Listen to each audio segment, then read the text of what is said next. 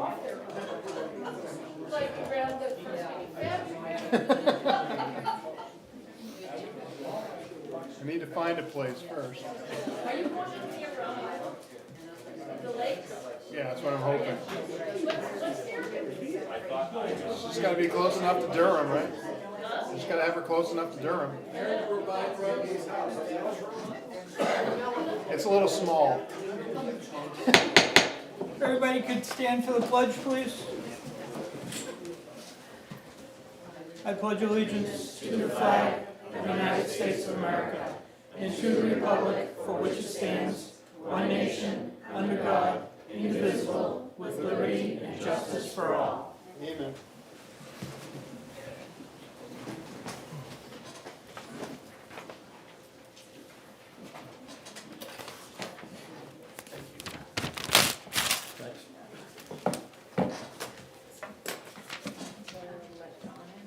He's not there yet.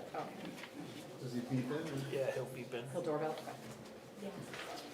Ready? Yeah. Kaden plays Vicky Herm. Oh, there's a beep. I get him. 7/20/31. Jeffrey Collins 8/11/31. Wayne Robinson is 1,056.84. Kip Kaiser is 834.32. Thomas S. is 161.61. Jillian Benedicts is 637.43. Karen 1,026.18. Heather Haggett is 359.30.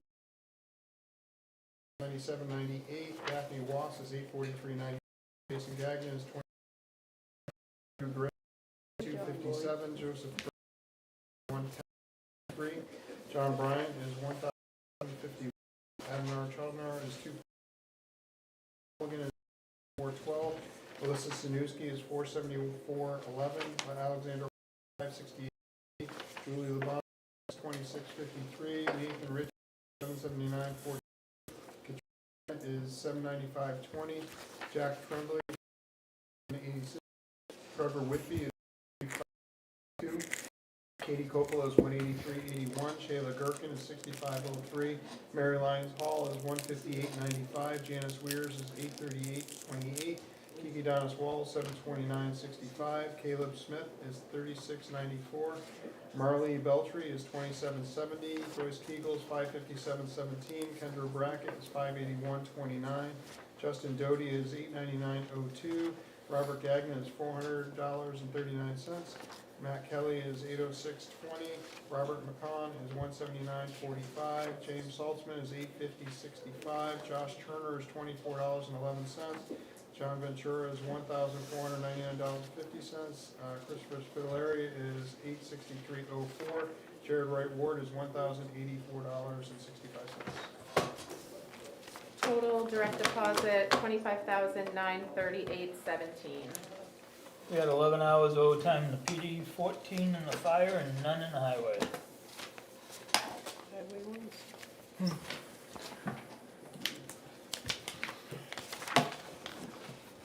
Oh, thanks.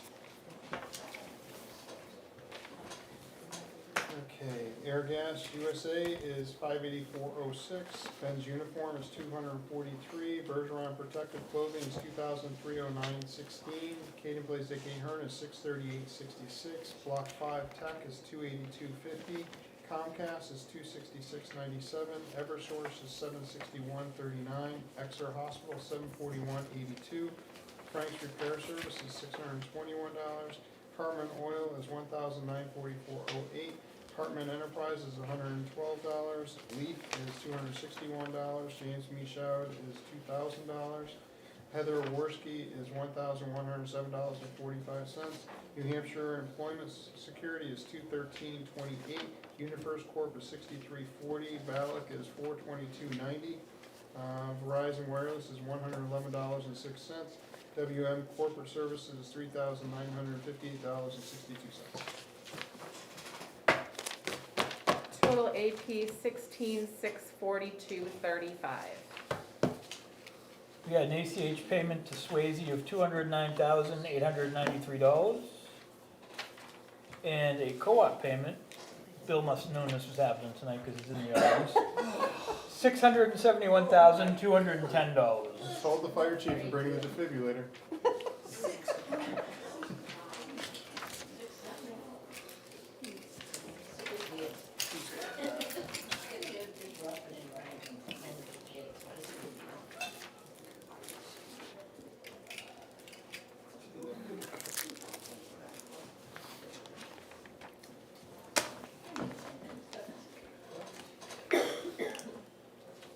need a motion to allow John to attend remotely. I have a motion, do I have a second? Second. Moved and seconded. I'm an aye. Jen? Aye. Bob? Aye. Russ? Aye. Motion carries. Welcome, John. Can you hear us? Thank you. Yep, I'm here. Thank you. You're welcome. Have a good week. Thanks. Okay. Consent agenda this week.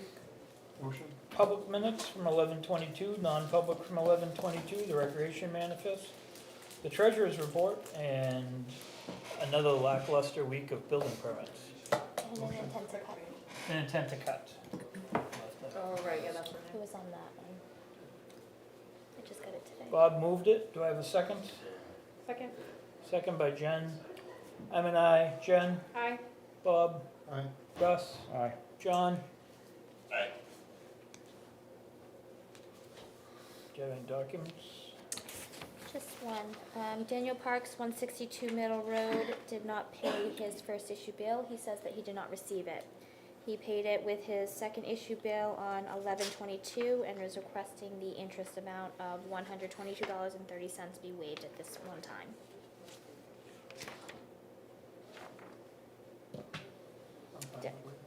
You paid it in full? He paid it in full, and Daphne said she's reviewed it. She said although it's a responsibility of the resident to notify us if they have not received their bill, she would like to request that as a one-time this is waived. Motion? Bob moved it. Do I have a second? No, second. Or, you can cross. Russ seconded. I'm an aye. Jen? Aye. Bob? Aye. Russ? Aye. John? Aye.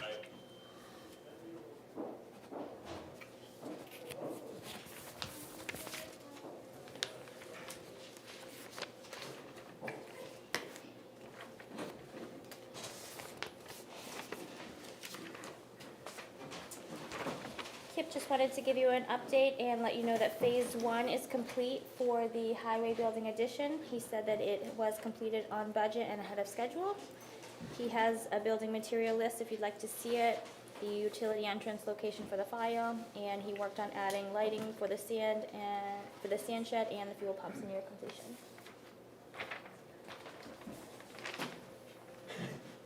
It's beautiful. Thanks, Vanna. He did a really good job.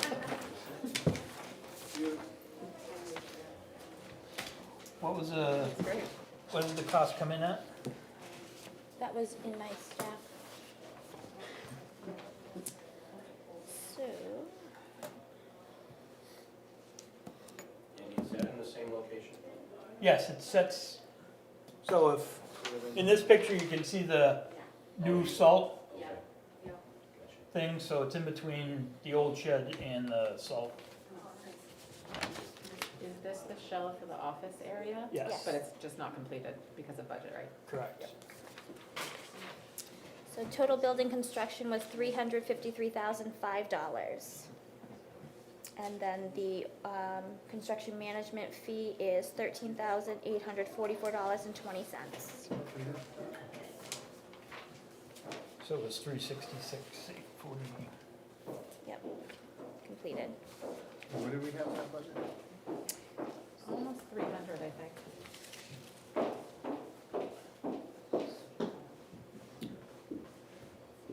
So $290,465.94 will be paid out of the capital reserve fund for highway construction.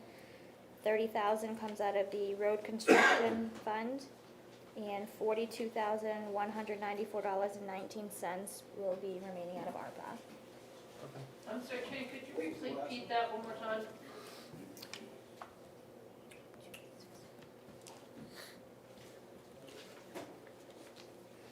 Couldn't hear you very well.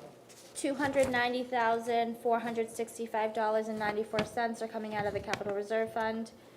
$30,000 are coming out of the highway budget, the road construction line, and $42,194.19 are coming out of ARPA.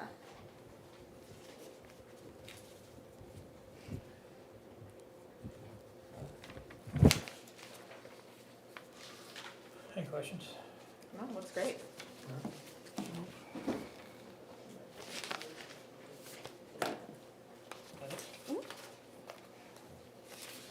Joe, come on down.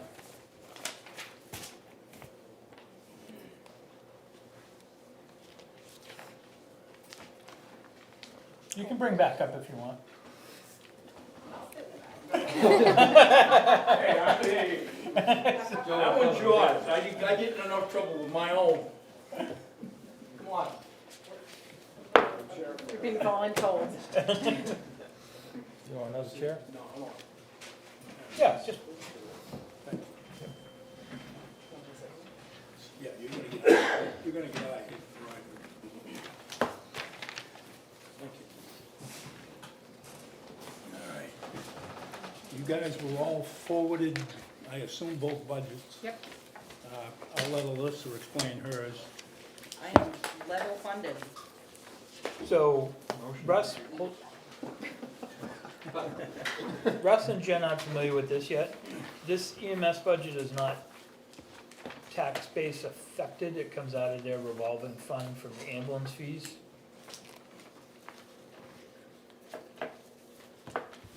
Okay. So this is a, In and out. even though it's an operating expense to us, the taxpayer doesn't see it because the Gotcha. revolving fund pays for it. That's your line down. And were the wages, some of the wages and EMS costs down just because of different staffing levels? Not necessarily, it's just hours. Oh, I okay. didn't use as many hours as I thought I would, so Gotcha, I lowered those hours some. gotcha. So I'll make a motion for the 89,224. Second? Moved and seconded. Any further discussion? I'm an aye. Jen? Aye. Bob? Aye. Russ? Aye. John? Sorry, I had to find the mute button. Aye. That budget passes. Good night. That was easy. You want me to stay? No. All right. You Come on. Thank you, guys. Thank you. Have a good evening. Good night, you too. Night.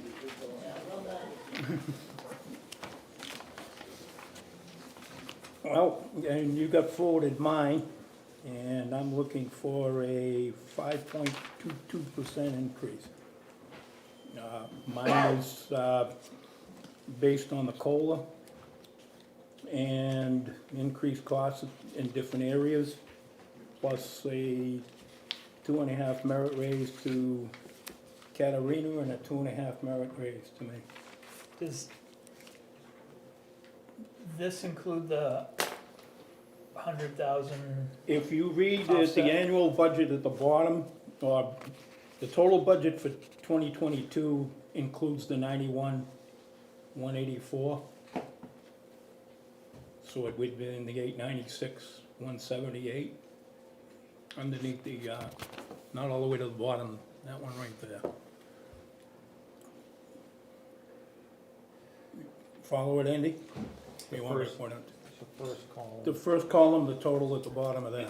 Yep, Not all the way down, but right there, that was the approved, right, for the 22. for the 22, right. 23, are we still gonna give 100,000?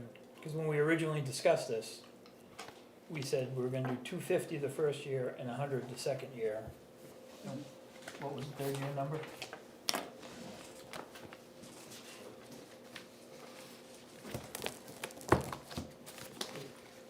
At this point, it doesn't really matter, because that's another year away. So I guess to start with, do we as a board need to decide if we're still gonna use that 100,000 to offset The budget? the increases for the full-time firefighters? What was the amount of the warrant that was passed? Was- I thought- $91,184, $184. More, So okay. it was, That was the warrant.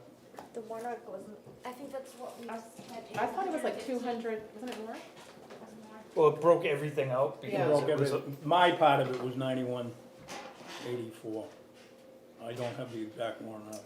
So it was 204,364 was the total appropriation, and then the 7th month total was 115,210.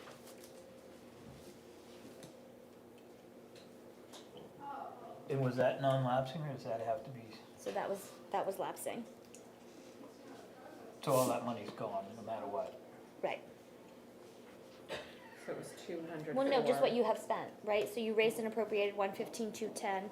We've actually spent, I think, what, 15? I think we'll anticipate spending about 60,000 of that warrant article by the end of the year. We've spent 49 already. You'll anticipate another 10 by the end of the year through payroll costs, and then the rest of that you can anticipate lapsing back to the general fund. So I'm talking 23. How are we gonna use the 100,000 we talked about for 23? You could. So that would be the 115,210? Is that what you're talking about?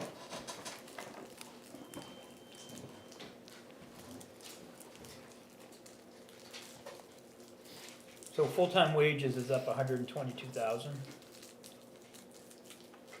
Is that including all the firefighters? That's including everybody. That's including the full-time people. That's where it goes. But then The the benefits will salary still be line is sitting in down. the The salary line is down only because we moved some things around where they literally should be. So you'll see some of the FICA, Medicare, and that kind of thing is up because we actually moved things around. What we were doing is we were starting the full-timers, but we didn't take the overtime out of that. We had moved a couple of things around and we've straightened it out so it presents a better budget as to exactly where things sit. So Why is overtime going up in addition to the salary line going up? The overtime, you gotta remember, we started these guys late to begin with. It was an April start, should have been an April 1st start, or May 1st start, I'm sorry.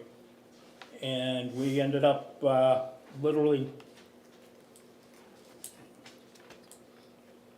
the only full-time guy we had at the time this was put together was, we had one full-time guy. The second one was hired after the budget was established. And then when we went to those guys that we were hiring off the warrant article and the pay scale, the third one started 10 weeks later, and the fourth one started 15 weeks later than anticipated. So Yeah. unfortunately, So you've got to figure in their vacations and so forth and covering that. Hence the reason the overtime line is going up. There was some built-in money for them to come back and cover calls.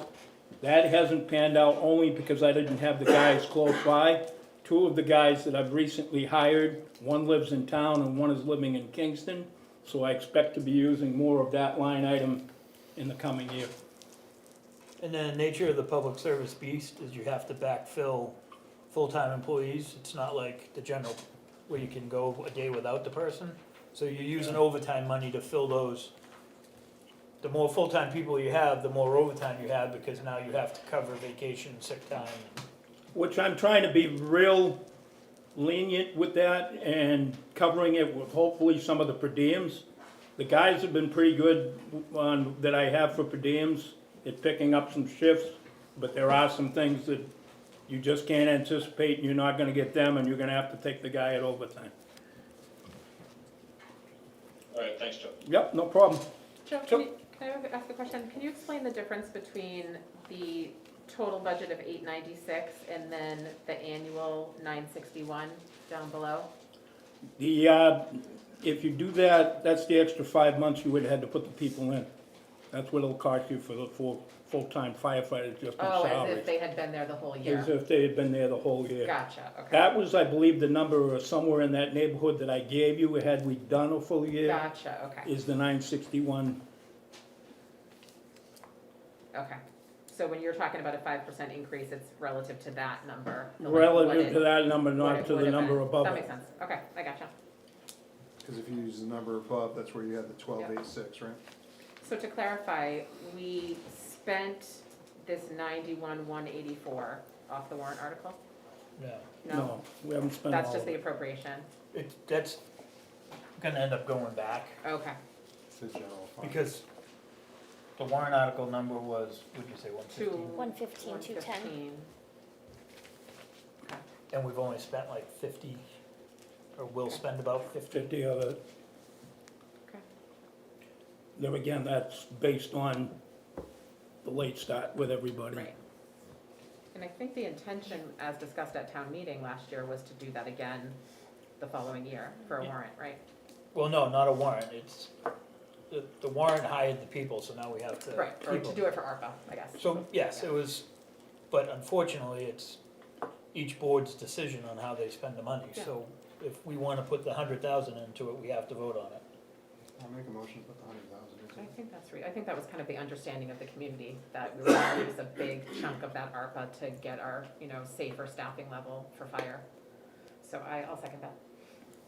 So Karen, is the whole 100,000 going into the budget? Does it have to be offset with taxes and You'd have to, healthcare and? well, you would just do the full operating budget and then itemize out the amount that you're gonna use ARPA to offset. So you've already voted to use that towards the COLA, 35,000 towards health insurance, and then if you use the other, do you wanna use this whole 115,200? 115,210, right? Is that the number you wanna use? No, we said we'd put 100,000 100? into it. So leave 15,210? Is that what's left? So that would be about 220 is what you'd wanna use total for ARPA funds towards the total It's about 2023 budget.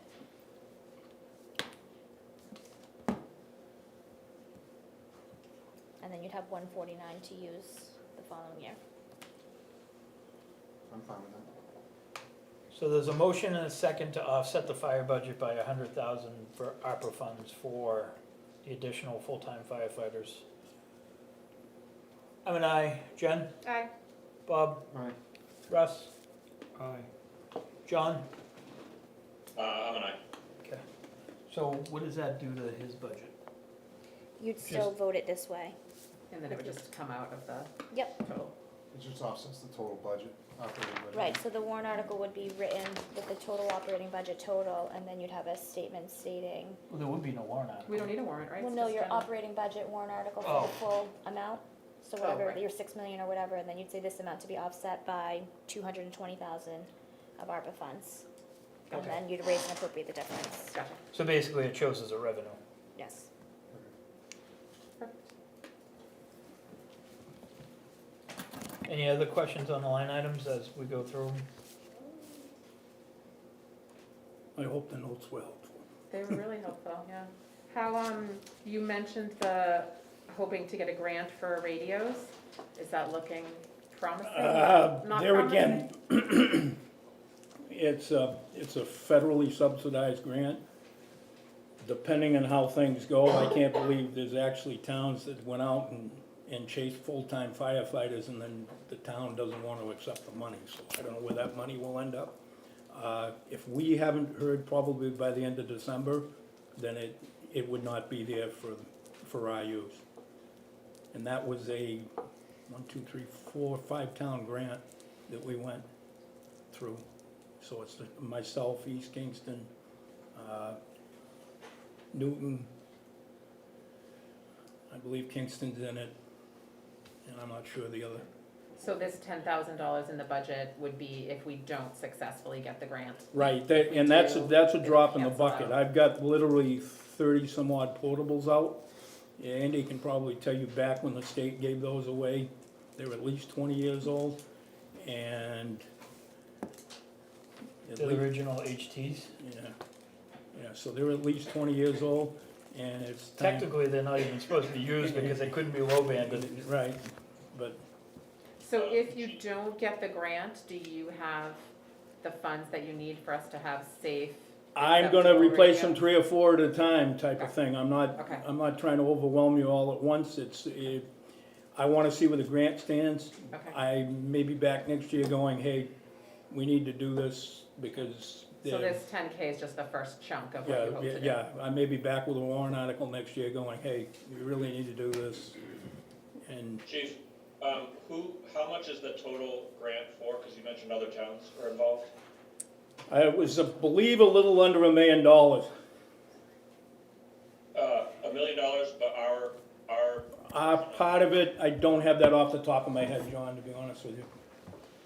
and then do you remember who it was submitted to in Washington? It goes through the, yeah, Homeland Security, yeah, it's right? me. Homeland Security grant, I believe. Okay. I can get that information for you, John. I just don't have it in front of me. Yeah, can you email that to me? If Absolutely, I will take care of that and get that to you. Thank you.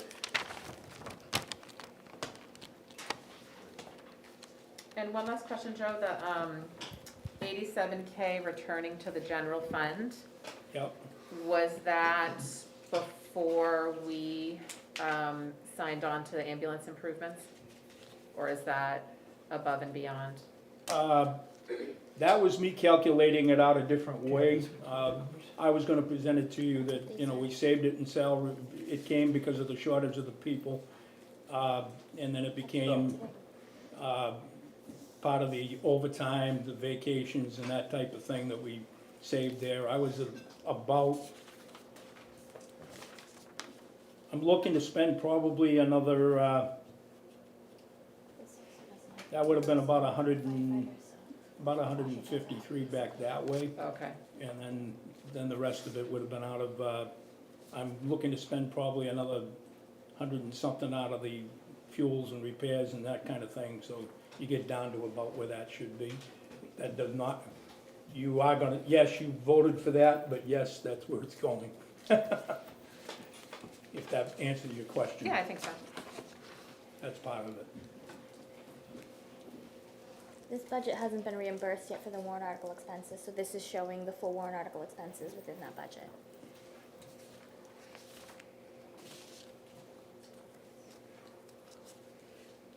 So I will make a motion to approve the budget, 1,011,455.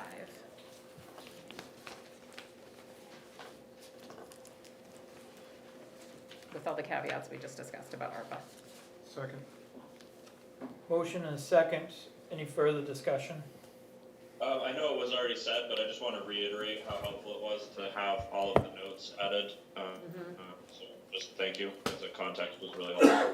Thank you. It made it, I had somebody work very hard at that. I'm not very good at public speaking at times, and it made it easier for me, to Pretty be honest with fancy, you. A through J, go Sarah, that's pretty good. Chief. I've got some great people that I work with that it wouldn't be possible without them, so hence one of the ones I'm giving a raise to. Sounds good. Thank you. They make Brentwood a much better place, so we're grateful for their service. All right. Thank you very much, guys. I have, hold on, don't You go guys anywhere. still vote on it? Oh, all I right. have a motion and a second. Yeah, don't leave yet. No, I thought you did, all right. I We tried. usually cut it by half. I have a motion and a second on 1011455. All in favor? Jen? Aye. Bob? Aye. Russ? John? Aye. And I'm an aye. Now you can leave. Thank you, guys, I appreciate it. Have a Thanks, good night. Appreciate you getting me in early.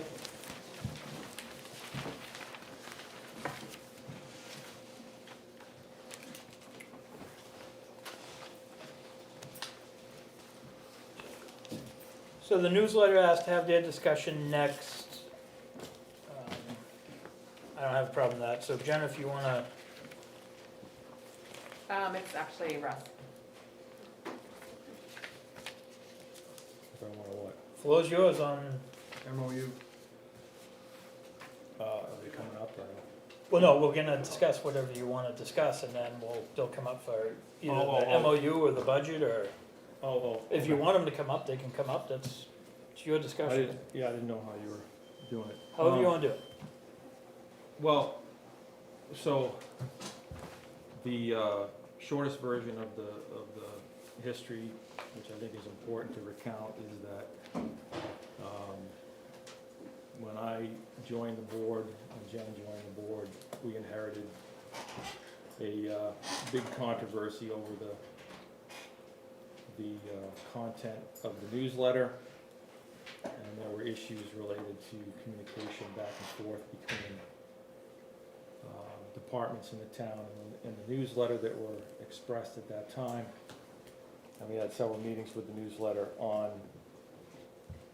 how to proceed, what could be improved.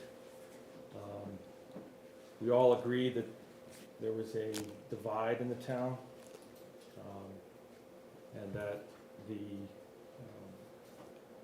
racism from the white man's perspective piece that was printed was the key, the focal point of the controversy, and opened up the conversations that followed. There was warrant articles, there was debates by the previous board, and there was an expectation there would be a contract developed between the town and the newsletter. Ultimately, something that the newsletter was not interested in. Obviously, there were, like I say, multiple meetings. Me and you, Andy, Bob, met separately with them, plus public meetings, plus a non-public meeting. The idea was to proceed in such a way that would try to improve the relationship between the town, capital T town, and the newsletter. And during the discussions that were quite lengthy during the public session before the vote on the budget in the spring, it was acknowledged by the newsletter that they realized that mistakes were made, or perhaps more accurately, that they would do things differently,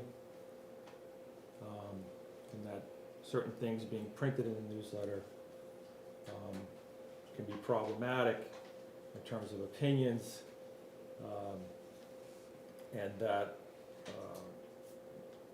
at that time I did ask the newsletter whether they would consider removing the opinion section from the newsletter and maintain all the components of the newsletter that make it such a valuable product for the town, and that by simply eliminating the opinion section, it would eliminate all the problems that have come in the last couple of years. The newsletter folks expressed at that time that they did not want to do that. I'm at a point now, I was a yes vote on the budget then.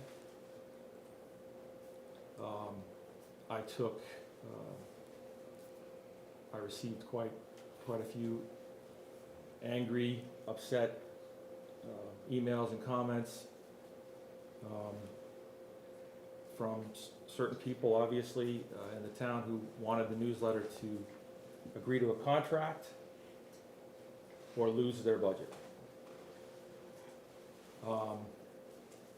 My promise to them at that time was that if there were issues going forward, not issues as in issues of the newsletter, but if there were problems going forward, I would keep track of them, and I would certainly hold the newsletter accountable if I had my own problems with it. So here we are, getting ready to discuss their budget again, and I am firm in my belief that there should be no opinion section in the newsletter. I understand that the newsletter doesn't want the town to tell it how to operate. We got that message clear last time. They would prefer to receive the money from the town, which, depending on who you talk to, is a significant amount or it's a very insignificant amount. They would prefer to just receive that money, approve their budget, and leave them alone. I get it. I understand that. But I cannot be a yes vote going forward unless something changes fundamentally with the newsletter. And I realize that may or may not be acceptable, but I want the good parts of the newsletter to continue. The history lessons that are in there, the reporting on the Boy Scouts activities, the street names, origins, the announcements, the updates, all that stuff. Everybody loves that stuff. the opinion section has had its day, in my opinion, ironically enough. We're at an all-time, we're at a point now where everything is so divisive. There are so many places for people to express their opinion. And for me, as a selectman, to approve a budget going forward that allows the things I see in the newsletter, in the opinion section, to be printed, that I think are divisive, damaging, problematic, I can't do it. So that's where I'm at, and if there's a willingness for the newsletter to work with us, then I'm willing to discuss it. I realize again last time, we didn't end with a contract, we ended with promises that it would be better. So that's where I'm at.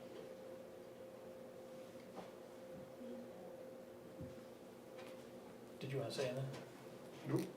I Jen? think we got the message when we voted last year, so. John? No, I have nothing to add.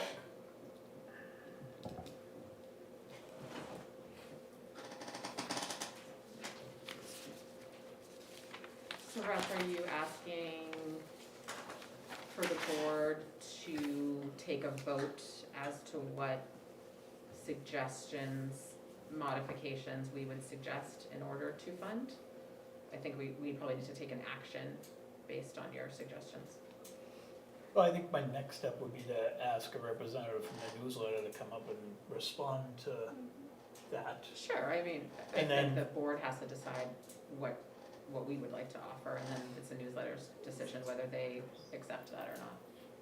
We Well, can then do I that guess informally, or we can do that with a vote. My other question would be, went to a warrant article last year, it was It's a moot point. they put it back in the budget, so I guess it depends on where we go from there. It's what the budget's gonna be and what they're looking for, and I guess we need to open it up to have a discussion with the newsletter first.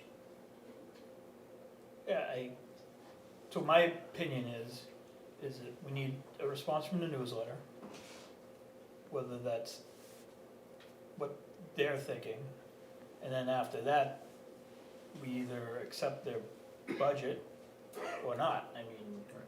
Well, that line item is not tied, it just says town newsletter. So the budgetary issue is actually kind of separate from what vendors we choose to work with.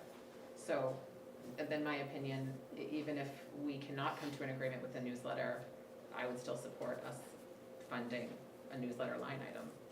Right, To me, they're but separate issues. at this point, we wouldn't know what the cost was, Sure. except for the one, except for the Brentwood newsletter. Sure, We, no, I Which understand, is trademark. but it's not in the budget that way.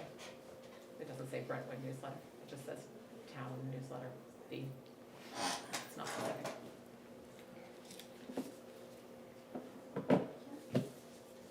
first, Just so I'm clear on like the process of the next step or what we're all thinking, so is, and maybe Russ maybe this is a question for you, is your ask that the newsletter remove the opinions and editorial section, and if they're willing to do that, then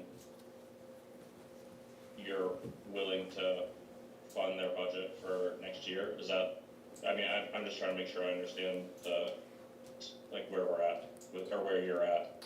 Yeah, well, I didn't know how we were going to approach this or in what order or whatnot, so I'm not gonna sit here and guess what the budget situation is. I think it's only fair to hear whatever they were gonna have to say about their budget, right? That's normal. Yep. They would normally discuss their budget. But in concept, John, yes. Okay.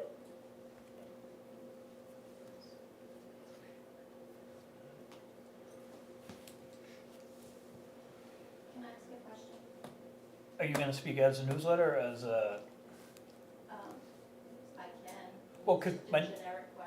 my next step is gonna be to have somebody from the newsletter either want to comment or not want to comment. I won't be that person, but I would like to ask. So right now, we're not doing public comment. After the newsletter talks, then we'll, It is relevant. no, I understand, but I want the newsletter to either say they wanna respond or not respond. Robin, do you or one of your representatives, come on down. You've become the official face of, I have. Glad to.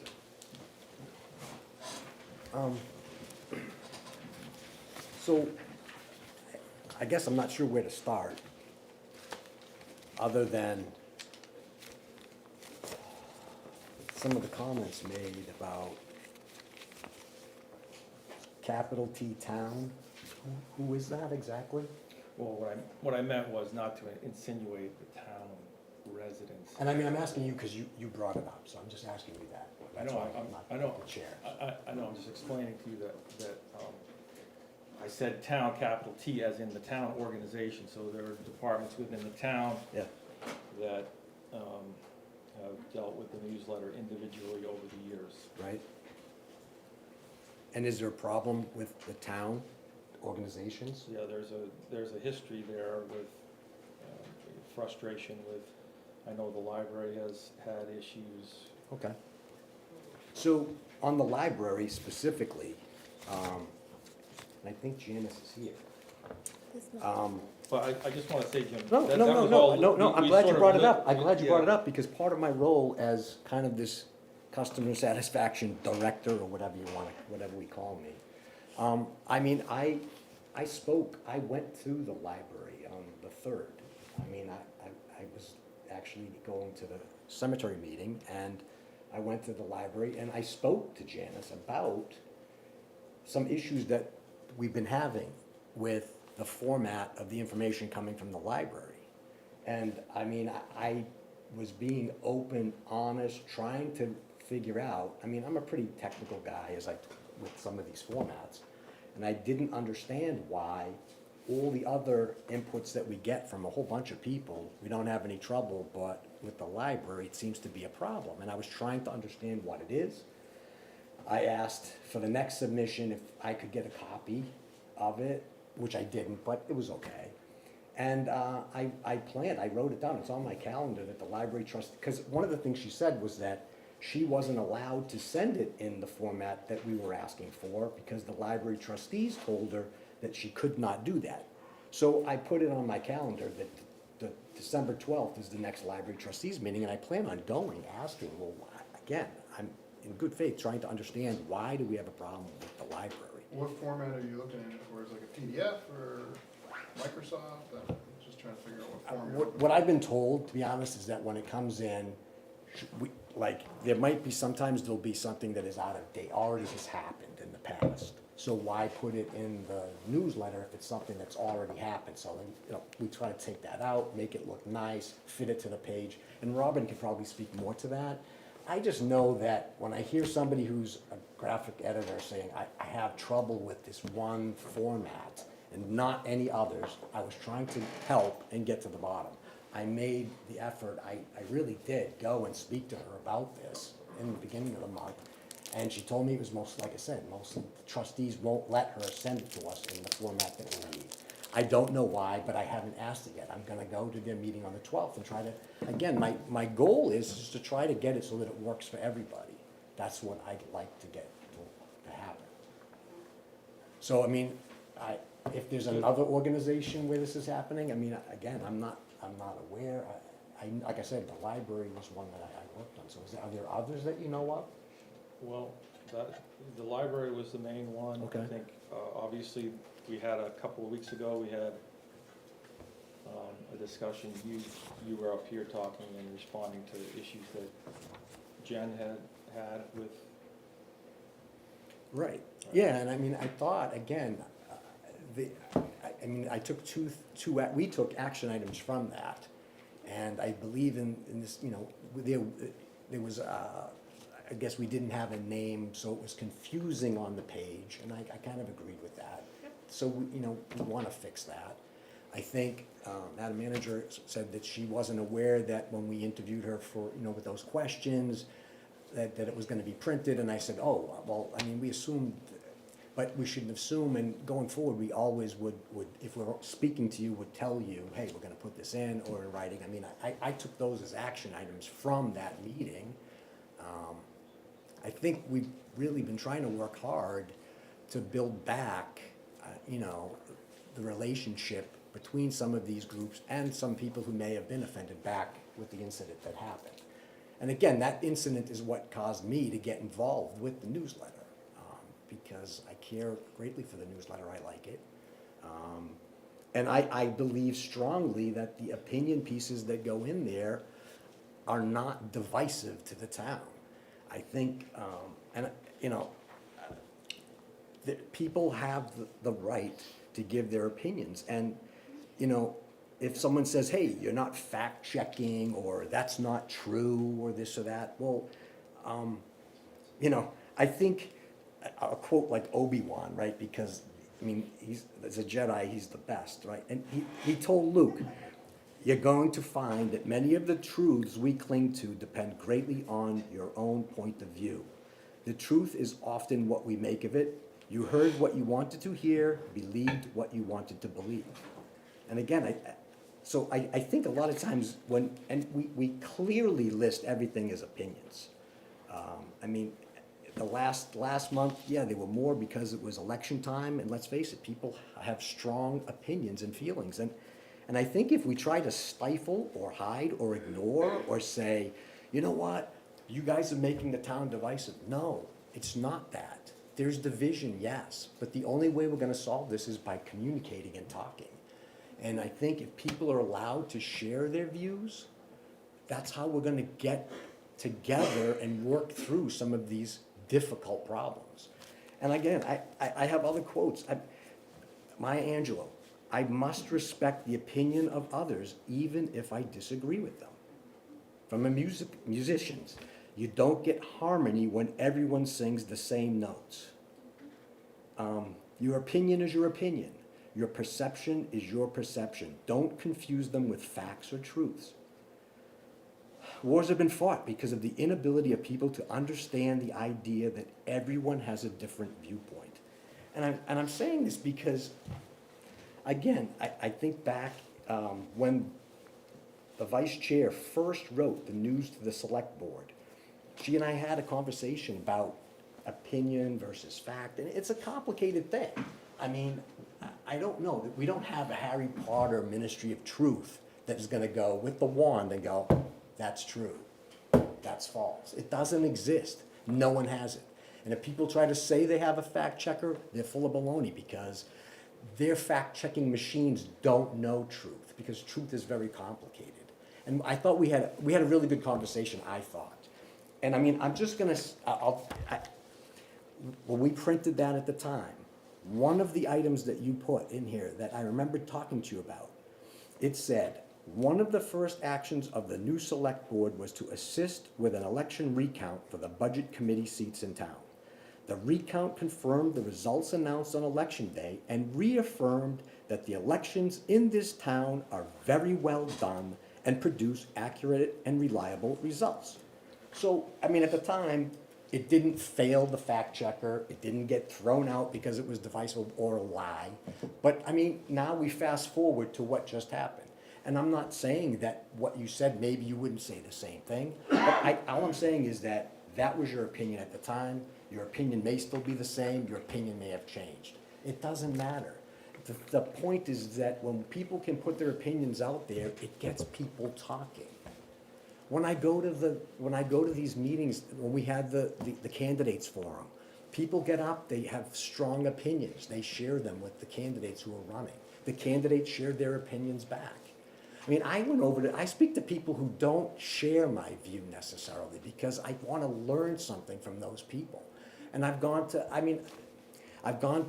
candidates, like meet the candidates at my neighbor's house, and I talk to people who don't necessarily share my perspective, or maybe I don't agree with them, but that's how I learn more. That's how we all learn more. So I kind of, it's not that I take offense to it, but I think the newsletter is just providing people the opportunity to share their opinions. We clearly list them as opinions. They're not editorials. It's not any of us on the board writing these things. They're people who live in town. And I've asked, there's several people in the audience right now who I've asked, begged, please write something. I know you probably don't agree with what someone's saying. Why don't you send the letter in? I'll keep working on that because I think it's better if we get more views. I think the wrong approach is to say no one can put their opinion in there. I think that is the wrong approach totally. I think that it will the newsletter loses a lot of its power. And again, we as a group are working hard. We want to become more of a bringing people together to talk through issues, not separate people off where they're just talking amongst themselves, sharing the same thoughts and ideas. So that's So, just one more thing. Rec put their hand up so they have a question or a comment to, so, Andy, can you come down and, I want you to come down. So you can be heard. Come down too, then. Yeah, after. So if you wanna kinda scoot in between Bob and Hey, how's Andy. it going? So the only thing I have to say is, I want to start off by saying that I understand the tradition and the rich history behind the newsletter, so I don't want to see it go anywhere. The only thing I'd like to add to this conversation when it comes to source being put into the newsletter is, coming from the rec department, I have submitted material every month, and the back half of my information I submit is never in the newsletter. That has my mission statement, it has information regarding renting the community center, yoga nights, martial art nights, my donation and cleat swap bin, and I brought it up in the past before with little response. So again, I want to reiterate, I don't want to see the newsletter go anywhere, but I brought those concerns up in the past, and that is town information. I know I've had the response back to me, well, those are instructors with their own businesses, and they're not allowed free ad space. It's not free ad space, they're offering a service to a program that we're offering.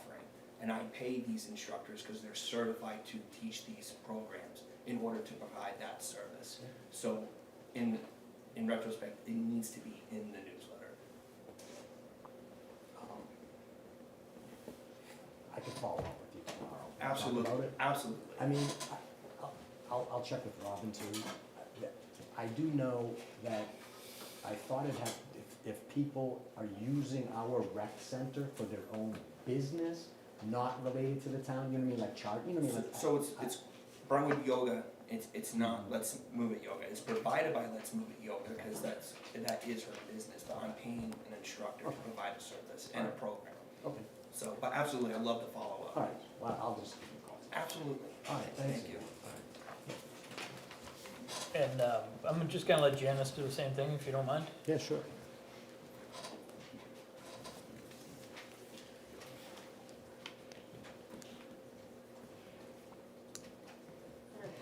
Thank you.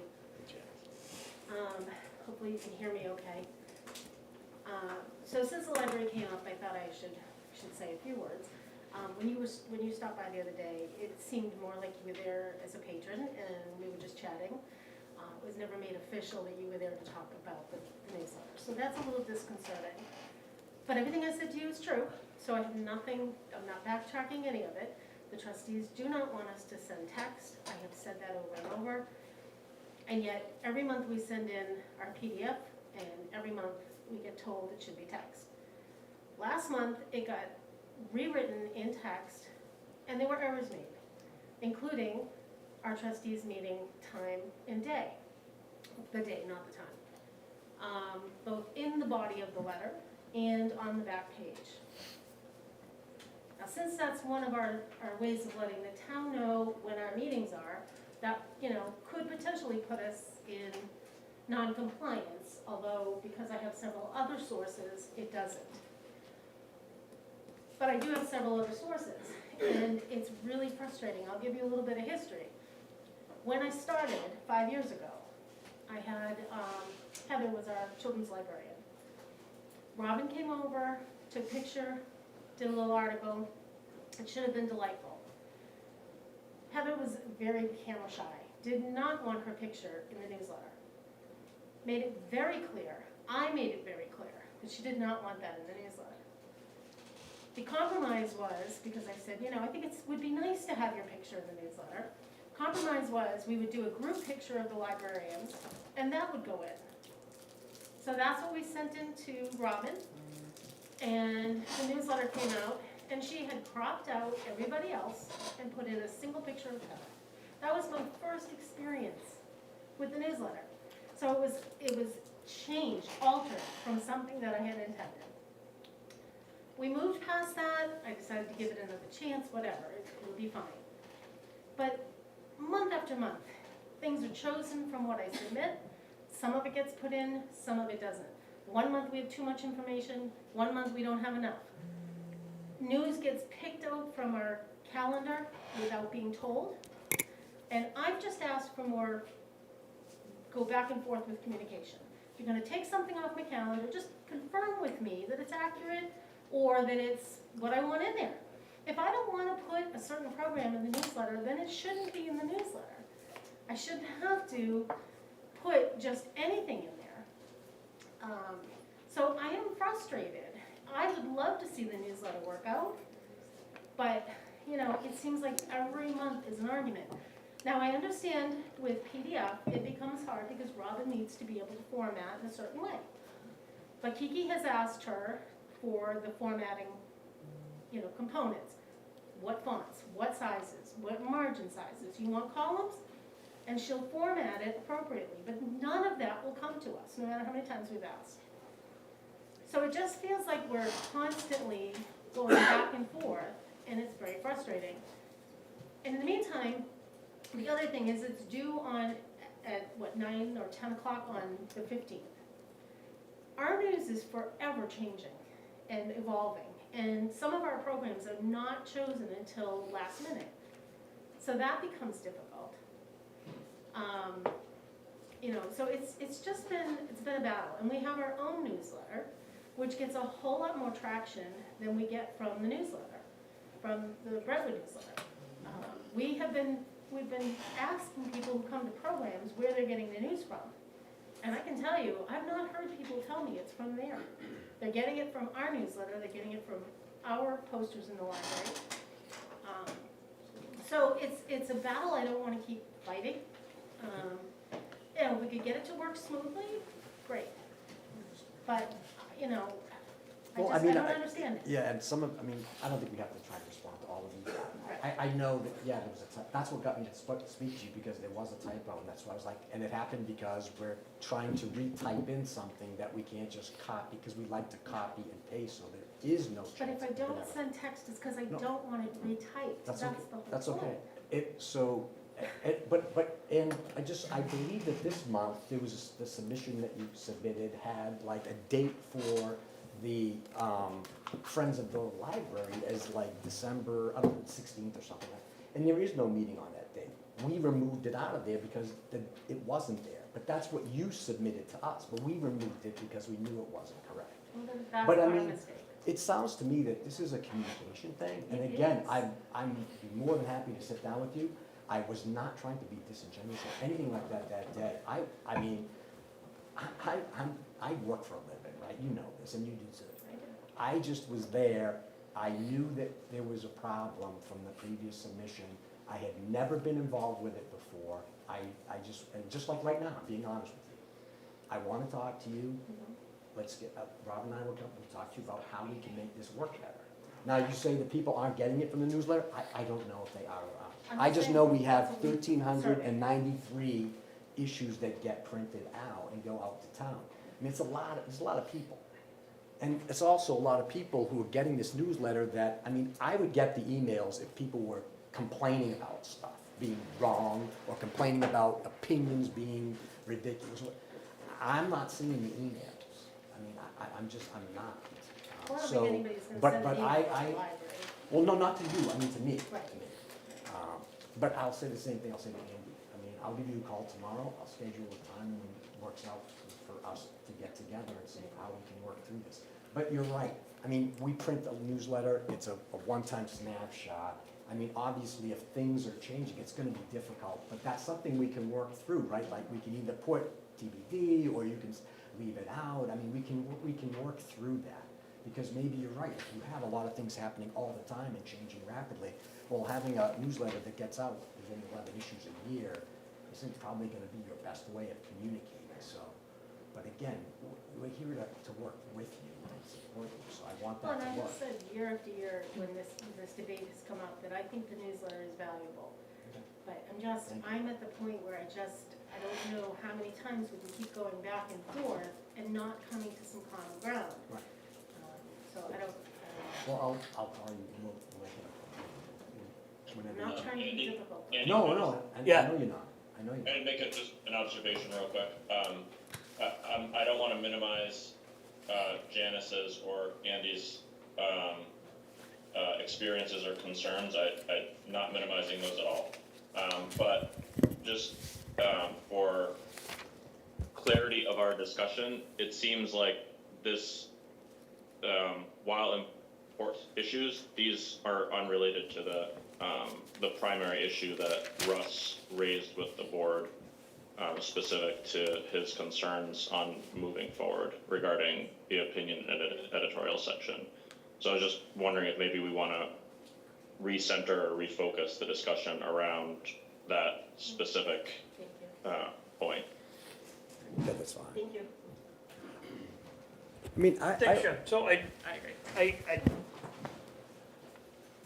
think this part of the conversation is pretty much done, because the newsletter has to meet and answer our questions of what we have, because their spokesperson can't speak for their board, just Correct. like I can't speak Correct, for our right. board without meeting. I purposely held my opinion back till now. B&L gives me like nightmares, like the town is so divided about the newsletter. Like, half the people want it the way it is, and half the people want a different version. And it's like divided, just like the elections in November, like there's no pleasing everybody. Somehow we have to come to a common ground. Somehow there has to be give and take. My personal opinion, a newsletter is a newsletter. It gives news about the town. It's not a paid subscription newspaper that you have an editorial staff and you write letters to the editor or whatever. It just gives news about the town. You're right, every news about the town has opinion in it. I'm giving opinion now, but it's news about the town. But it's my opinion. So whether there should be an editorial or opinion section, or whether it's just letters from town people, I mean, there's so many different formats, but when I think of a town newsletter, it's news about the town. What's the fire department doing? What's the police department doing? What's the Boy Scouts doing? What's What's the the elected Grange? officials doing, right? We have state reps that write in, Yep. they give their opinion. We have the select board, who, in some cases, what gets written up is opinion, which is fine, but it's opinion. Because now where do you draw the line, again, on, if it's just gonna be some, And that's what I'm saying, is we'll put 10 people in a room, 5 people are gonna have an opinion one way, and 5 people are gonna have an opinion the other way about how to fix this problem. well, I'm just saying, I think the way to fix it is not to just say it's not there, or don't let I don't wanna hear about the division in town. I wanna hear about the division in town, because I think that's how we can work through them. I don't know how But else. is that a public funded way that should happen? Okay, but see, this gets to, okay, how many MOUs do you have with nonprofits with the town? I don't know that number off the top of my head. I mean, a rough guess.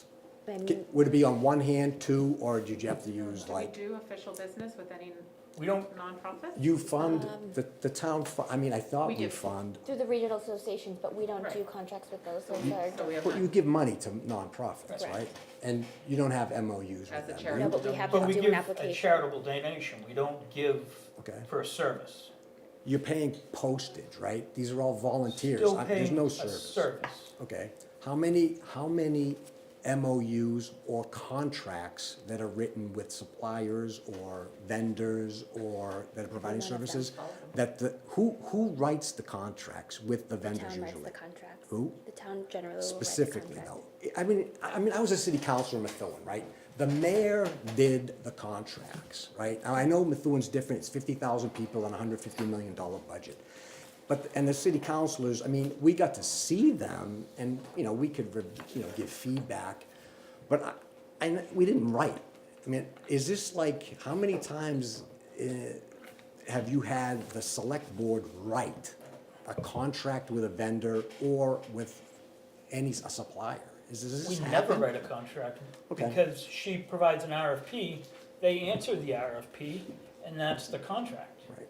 Like, if you want her to write you an RFP and you wanna answer that, we can avoid this whole thing. Okay, so all I'm saying is that I'm trying to understand how many other cases do we have where the town has a situation like this with again, we're a nonprofit providing that you're paying paper for, we're providing a newsletter for the town. And I'm okay with an MOU because, there's some things that probably should be in writing, like how we get paid and how the budget cycle works and things like that. Contracts are good for everybody. But I think saying that the newsletter is the cause of division, or we're making the division worse, or we're gonna make the division go away by eliminating it from the newsletter, I think is just not. the That's right not what I approach. said. I said that the town is divided over the newsletter, not that the newsletter causes it. I think there are people who don't like seeing alternate opinions, is what I think. And if they want to complain, that's great. Write a letter. I don't know why. And since I mean, I know we had a lot of opinions because it was election, the last issue that came out. But prior to that, I hadn't heard any. I mean, the opinion pieces that get in were few and far between. Okay. I'm just gonna explain by reading from the newsletter, letter section, the opinion section. I think it'll articulate why going forward, I've taken the position that I have, okay? So there's a piece titled "Had Enough" in the most recent newsletter. And in the third paragraph, it says, in contrast, the Democratic state rep challenger, that's Eric Turr, who just officially finally won that election, supports teachers educating grades K through 3 in the fine art of radical sexual orientation and gender identity. This is sick. The grooming of 4 to 10-year-old children on sexual orientation and gender identity is supported by the current and federal and state Democratic Party.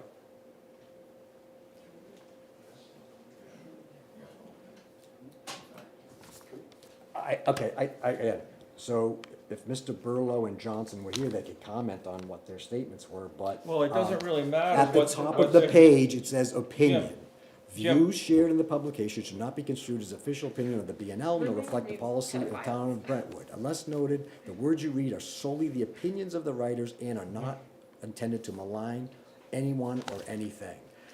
And we printed every letter that came in This the is month, not- every one. So that's Jim, that's just his opinion on why he doesn't support the opinion page, because of articles like that. Because someone said something that you don't agree with. It's just trying to disingenuous to, understand. just let me finish what I'm trying to say. It's disingenuous to suggest it's a freedom of speech issue when the town is giving you money. If the town is not giving you money, no problem, do what you will. And if that's the solution ultimately, then that's gonna be up to you guys, it's gonna be up to us. But the point is, this is not freedom of speech when we have a responsibility as a town to have some kind of, we are held responsible by the residents, okay? And when you allow stuff like this to be in there, just like the previous controversial stuff, that, again, back in March, I was told, while we sat right here, that we understand, the newsletter understands, wouldn't do that again. This is inflammatory language. Doesn't matter that it's someone's opinion. They can express that opinion anywhere. They can stand up here, they can do it, they can do all they want without town money assisting them in getting that opinion out. That's what we're talking about. So the town wants to censor you. Right, so this is going round and round. Yeah.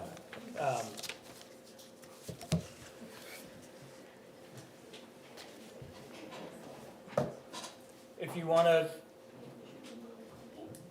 how do you wanna proceed? Do you want us to send an RFP, or do you wanna send something what you are thinking? Cause you said you were amendable to some type of MOU. Well, I think you have to send us, you write down what you want, and, I mean, because you're the ones who control it, not me. Okay, And then the board would have to look at it. No, because I'm I just totally one agree. member of the board. I totally understand. Okay. I just caution everyone on expressing their intolerance while professing to be tolerant. Well, I'm just gonna say this. When you use words like grooming, okay, when we're having people murdered in cold blood in this country because other people believe that somehow there's quote-unquote grooming going on.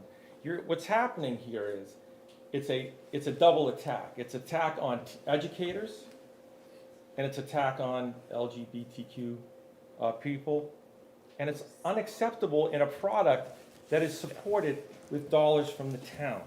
That's what the issue is. So every point Jim brings up about freedom of speech, people have freedom of speech to put it anywhere they want.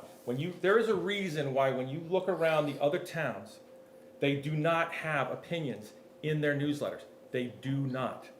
You look at Fremont, you look at Danville, you look at Newmarket, just look at all of them. There's a reason, back to Andy's point, that there is no opinion section in the other towns' newsletters, and that's why. Alright, like I said, we're Andy, going around in circles. just like to quickly add that Fremont did reach out to us, as well as Pelham, because they don't like the newsletter that they get, and that they wanted what we had. So, Alright. Thank you, sir. Thanks, Andy. Thanks for moving us in the agenda. Do we need a motion of what things the board wants in that RFP, or how will that be decided? That would be a non-public Okay. contract legal negotiation. So are you doing the budget on Yes. them or no? Who's gonna present the budget? Is there any public participation on it? There will be later. you already said you're not gonna approve a budget without something else, why? Because we need some type of budget. If you don't want to present it, then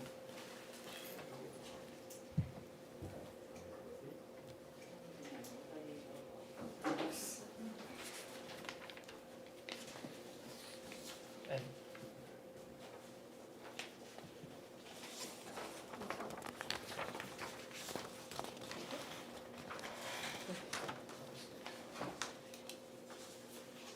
Just need-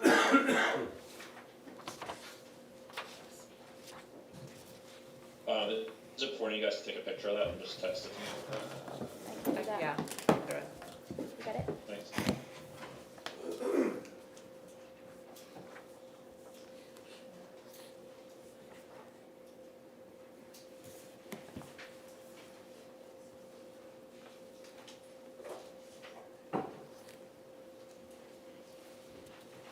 what was the 2022 budget, do you remember? The 2022 budget annualized is Oh, the 16. 16. I just took what we had and divided by whatever it was, 8 times 11. 11,781 was the warrant article in 22. but that was for, 9 months, Oh, 9 months. 8 months. 8 months, 8 issues. Yeah, because we funded it with beforehand. Andy, could we just know for the record who the people are that are presenting? Tracy Dakota. Before was Jim? Asher. Thank you. Well, technically, they're presenting as the newsletter, so not public citizens. Okay. treasurer, Brentwood newsletter. For people, for those at home,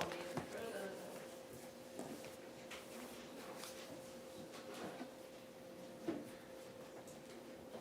you wanna present your budget?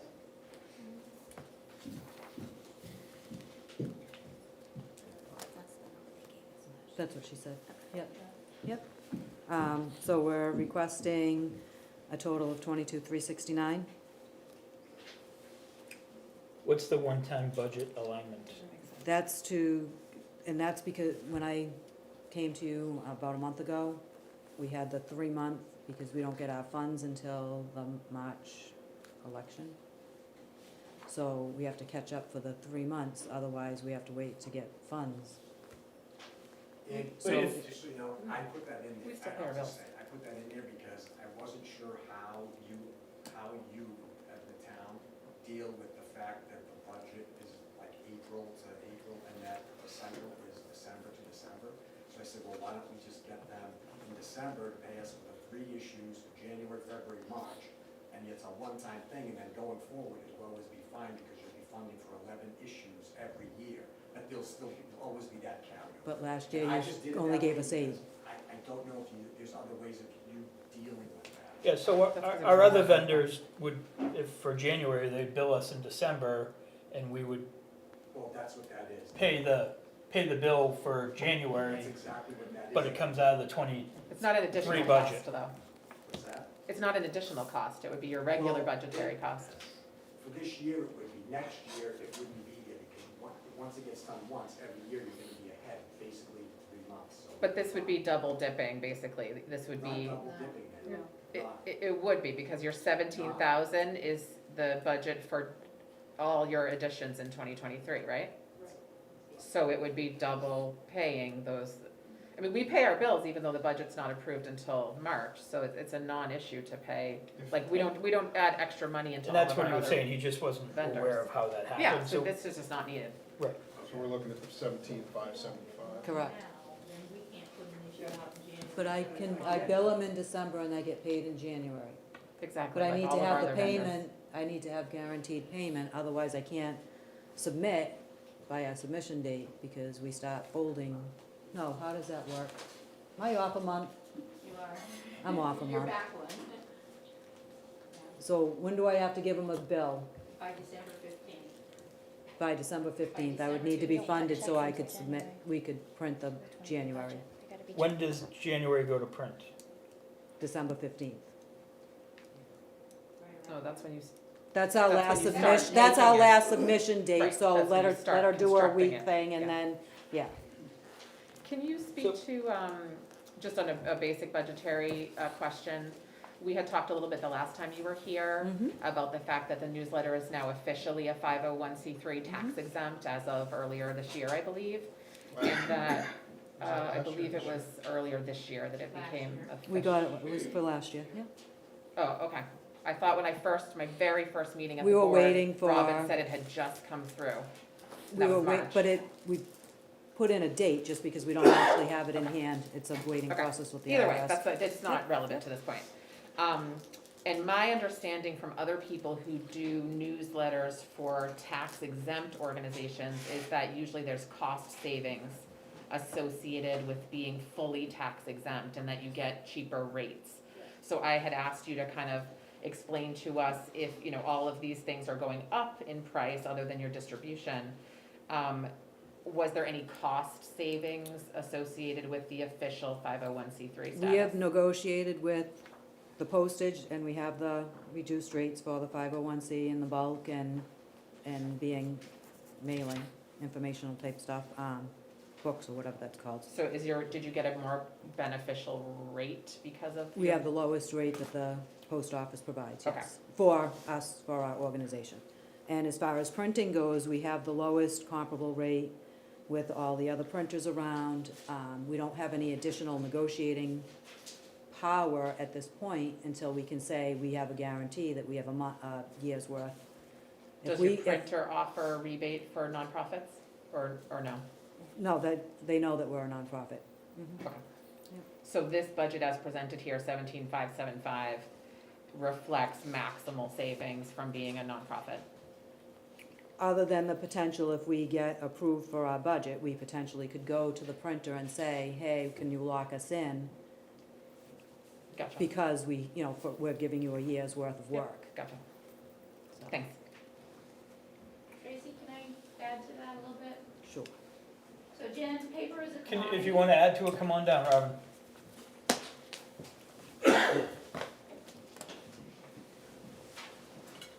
Paper is a commodity, I understand and that. it rises and falls, and we don't always have control of that. We Right. actually have no control over that. Yeah. So, we can't foresee what's gonna happen with that. Yeah. And We could ask, but Yeah. there's no guarantee of anything, so I- this I've is talked to what. them. Yeah, I was just asking if we, if Yeah. full savings advantage had been taken into change in nonprofit. On our end, yes. Absolutely. That was my question. Thank you, Robin. And what does the 900 distribution cost entail? Those are softwares and stamps, not stamps, the, what are the stickers. dots and the labels Oh, yeah. and the print for that, because that's done Oh, not the- by the printer. Yep, little incidentals.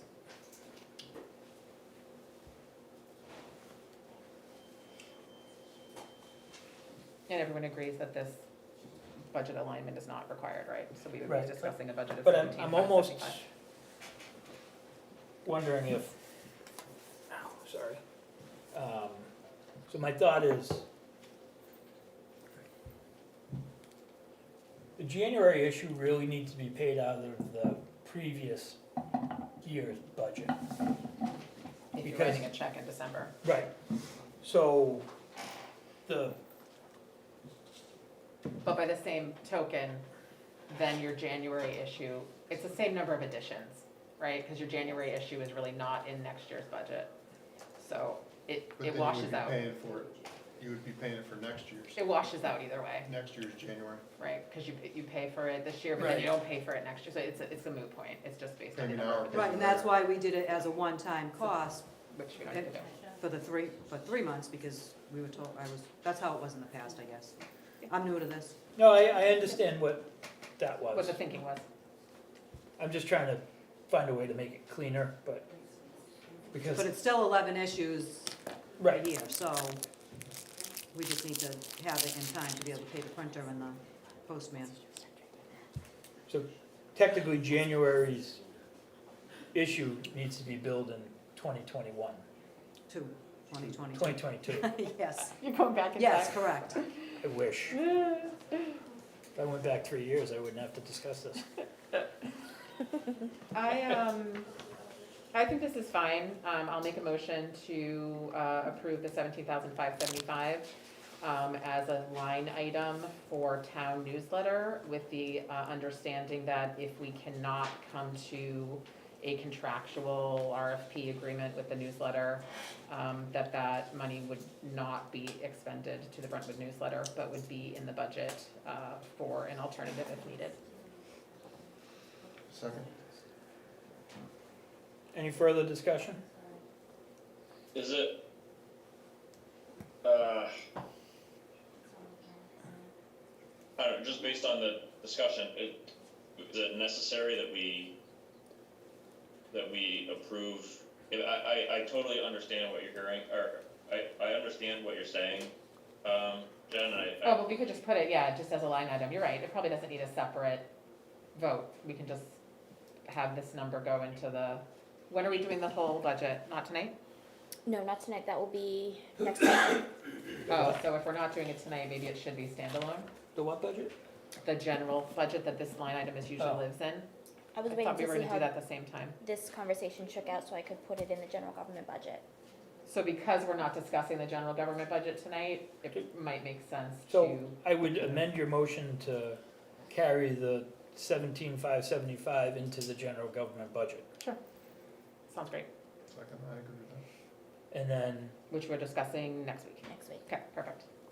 but that number wouldn't be subject to change next week, because Correct. that's been moved into the budget. Correct. Does that Is make that what sense? Not really for me, because again, I'll know. So the newsletter, It's just a portion. line item lives in another budget with other line items. Okay, So we're saying that we're taking, well, we haven't taken a vote yet, but the motion is to take that number and put it into that General budget. general budget, and next week we can't change that number. so is that what the town's people voted on? That's how they That is wanted put it? in the general budget, right? Yeah, Yes. yeah, they Well, the did not want a Brentwood newsletter. standalone warrant, they For the wanted it in the newsletter. budget. So, And this is, we are all on the same page that we are, while the number goes into the general budget, we are very, very clearly not approving, the budget being, specifically to the Brentwood newsletter as trademarked, at this point, right? Here's what I'm trying to, we're not entering in a contract tonight, if that's what you're asking. Besides that, It's a generic line item, I believe it's, what does it say, Karen? Town newsletter. Town newsletter, it's not specific to any contractor or distributor or provider. okay. So does Yeah, that I mean guess- I'm doing the work for some other person to come up here and take my job? Is that what you're saying? I guess fundamentally, No. No, I'm saying it's a line item in the budget, just like our, Yeah, but I'm here Anything else is- representing the Brentwood newsletter's Yeah. budget, not some other newsletter's budget. gotcha, yep. I get that. But But you the just line did- item's not tied to your What did specific that warrant company. article say specifically? the warrant article's only good for a year. so it Return it to the doesn't budget, don't have a standalone warrant. yeah, The advisory. Yeah. matter. Hold on, I John. wanna know what the wording was. I'm sorry. Does the town want to vote to continue to fund the Brentwood newsletter in the operating budget or by warrant article annually? Brentwood newsletter. So, It was worded as Brentwood newsletter. right, But it was but advisory for the Board of Ed. it's only a 1 year. All right, so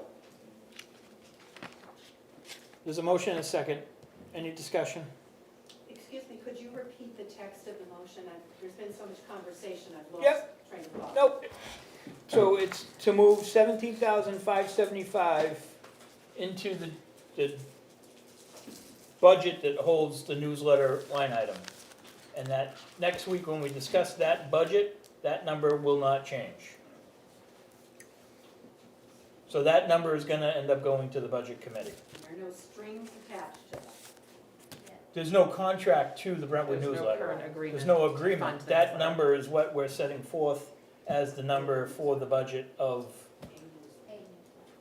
So Andy, just to be clear, last year's warrant article read, does the town want to vote to continue to fund the Brentwood newsletter in the operating budget or by warrant article? So it does, the warrant article that gives you that line item does specifically say Brentwood newsletter. yes, but that's only an advisory warrant article, it's not, the only warrant articles that are specific that the selectmen have to follow are money. This warrant article is advisory, and that's saying that the town suggested that that's what they wanted to do. But you're taking a specific budget number. I'm giving you money here in a second, so if you let me vote, we'll. Go for it. So I have a motion and a second. All in favor? I'm an aye. Jen? Aye. Bob? Aye. Russ? Let John speak, please. I'm taking a vote. If he wants to vote no, I then, think it's what you just, I think John is commenting on what you just said. go ahead, John. Well, you just said, Andy, you just said, I'm trying to give you money to the newsletter, and I would just be a whole lot more comfortable if we're just having this discussion next week when we. Well, then the news people have to come back for a third time. Four. I mean, they're gonna have to come back anyway. Yeah, because we're gonna have a non-public contract negotiation. Right, but not to talk about the budget. Right. Yeah, the budget's separate, so. This is just money to fund a newsletter, not not entering into a contract with any entity or whatever. Organization. Yes. Yay. John? Yes,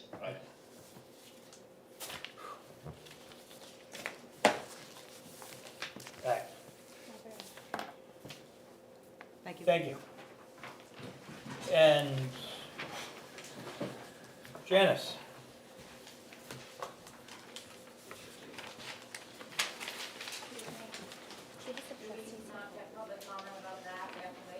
The end. That way our department heads can go home and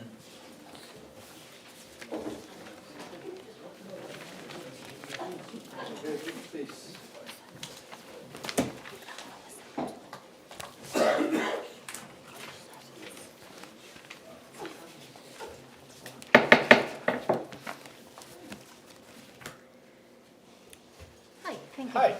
How are you? All right, so my understanding is you have our budget. You will notice that our total budget is increasing 22.4% for 2023. That includes compensation and other expenses or our operating budgets. In order to keep the number down from the compensation lines, sorry.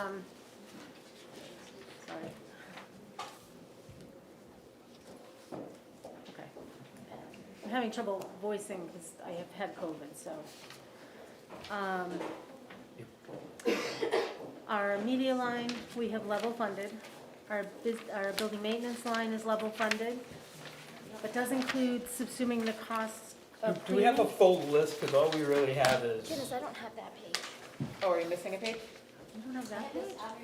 Oh, we're just missing a page. That's why we're all looking at you blankly. Sorry. We're like, I don't see it. I'm so sorry. That's okay. Thought I sent everything. That's all right. Do you want me to wait? Or just- Yeah. you can talk because she's Okay. recording. So basically, we had come to you prior about our desire to do a wage adjustment for our employees. And based on the conversation that we had had then, we went ahead and added in other positions for a wage adjustment. So that's what you'll see momentarily. This is a wage adjustment and not meant to be a raise. It's to get us in line with other local libraries. In order to keep the costs down, because we know this is, a lot to ask, especially this year, we took a really close and hard look at our operating budget. And we were able to keep our costs down there. And the only thing that's driving that cost up a little bit is electric, which we have very little control over.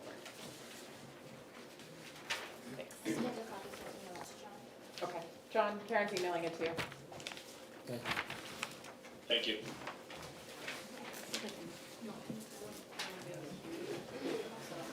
Oh, this is. Sorry. Yeah, there you go. I'm like, oh, there we go. Right. Must have forgot to scroll. So now you can see, media, Lois, if you want to have a conversation, can you step outside, please? media, cataloging, furnishings, library programs, professional development, telephone are all level funded as our other. The areas that we had to go up a little bit were computers. That's up 2.4%, but to understand that in dollars, it's $300 for the year. Okay, it's just our costs on that are higher. Then we were able to reduce our funding in equipment because we had some one-time costs last year that we do not have, or we won't be using this year. So we dropped that, and we were able to drop our supply budget a bit. And that's based on, you can see we have more of that left for this year.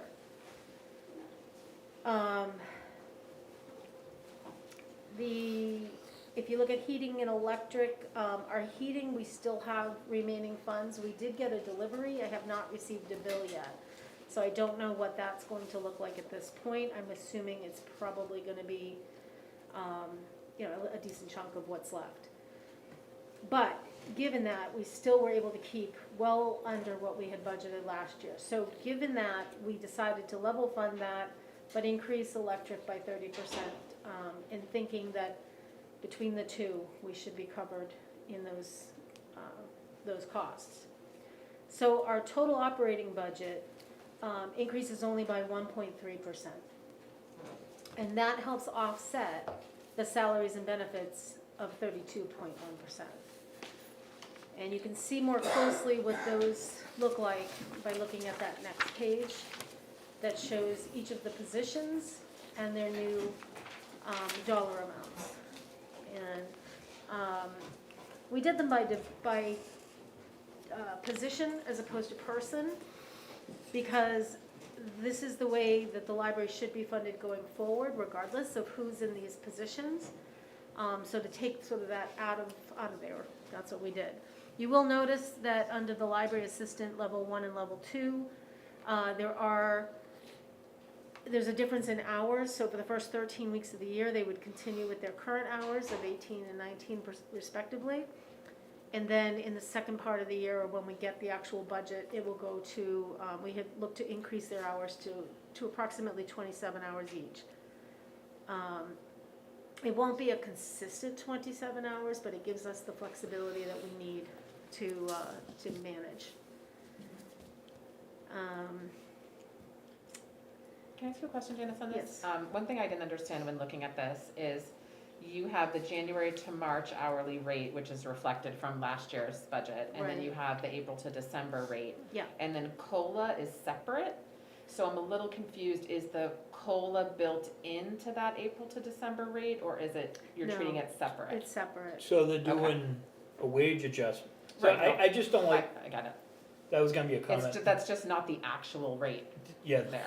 the optics, I would just rather see you put Put it all the together. wage Put it in, adjustment yeah. and get Yeah. rid of the COLA, because now you're saying, you're giving a wage adjustment, Yeah. and now you're giving a COLA on top of that. It doesn't look right. So a couple of things with that. The reason we did it that way, originally when we pulled out COLA last year, was because we hadn't been doing COLA, and we weren't sure if that was gonna be something that was done each year, to which I'm still, I understand that this is a yearly decision, right? So we wanted to keep it separate.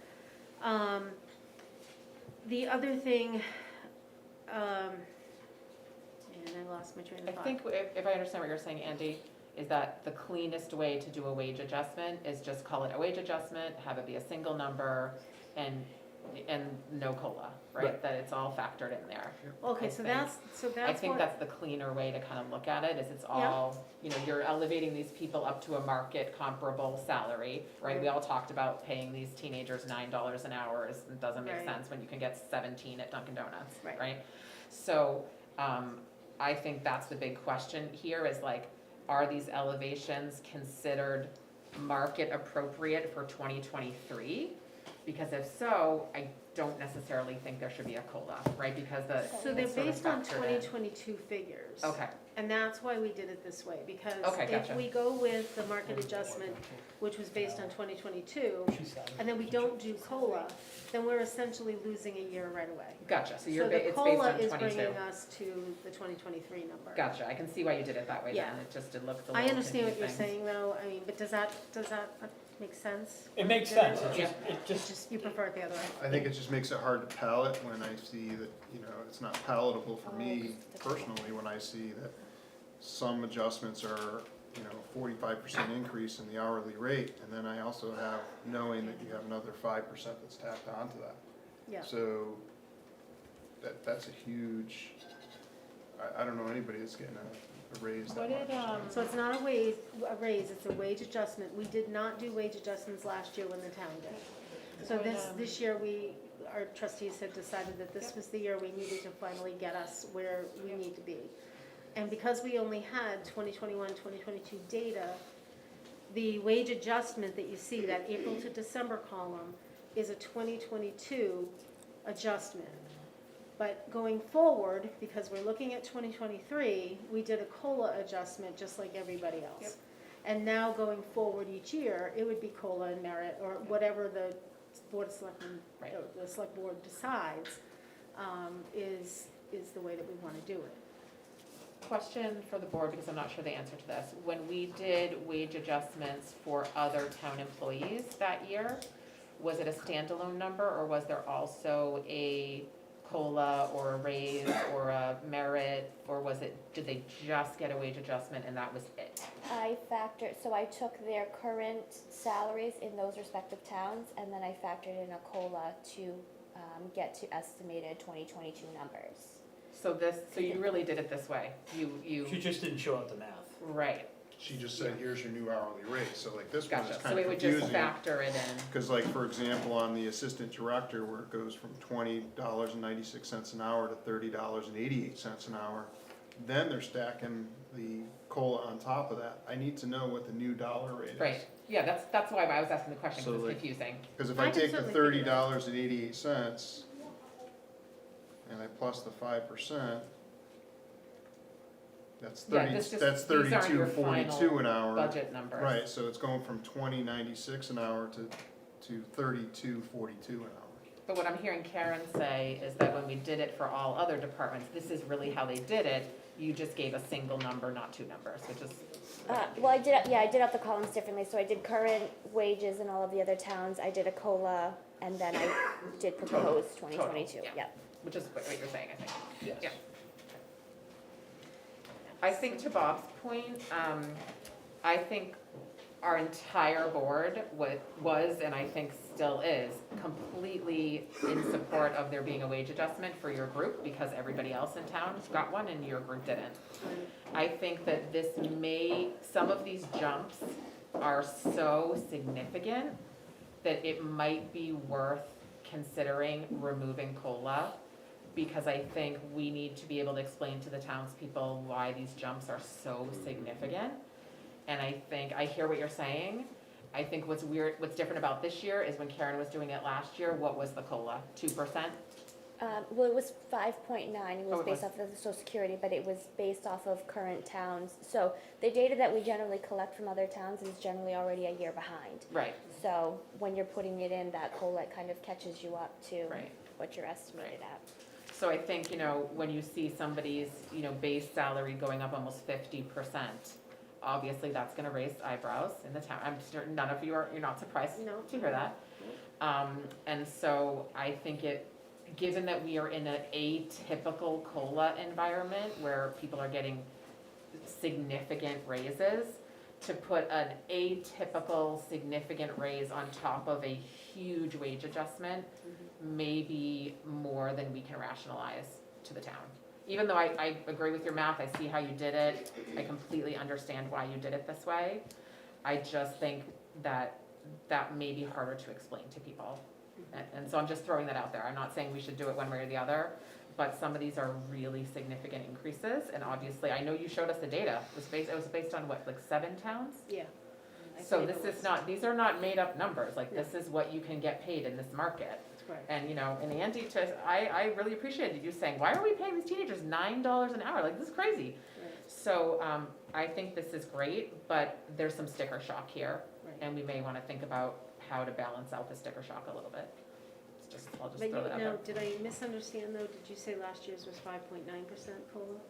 Yes, that was a social security number last year. That was And social this security year's- number, what was the percentage we did for? But that's not what we did for town employees, right? We just did the wage adjustment as we didn't do, We didn't do a COLA, we just did wage adjustments. But you're saying you factored COLA into the wage adjustments. yes, At what rate? 5.9. So we really did do both.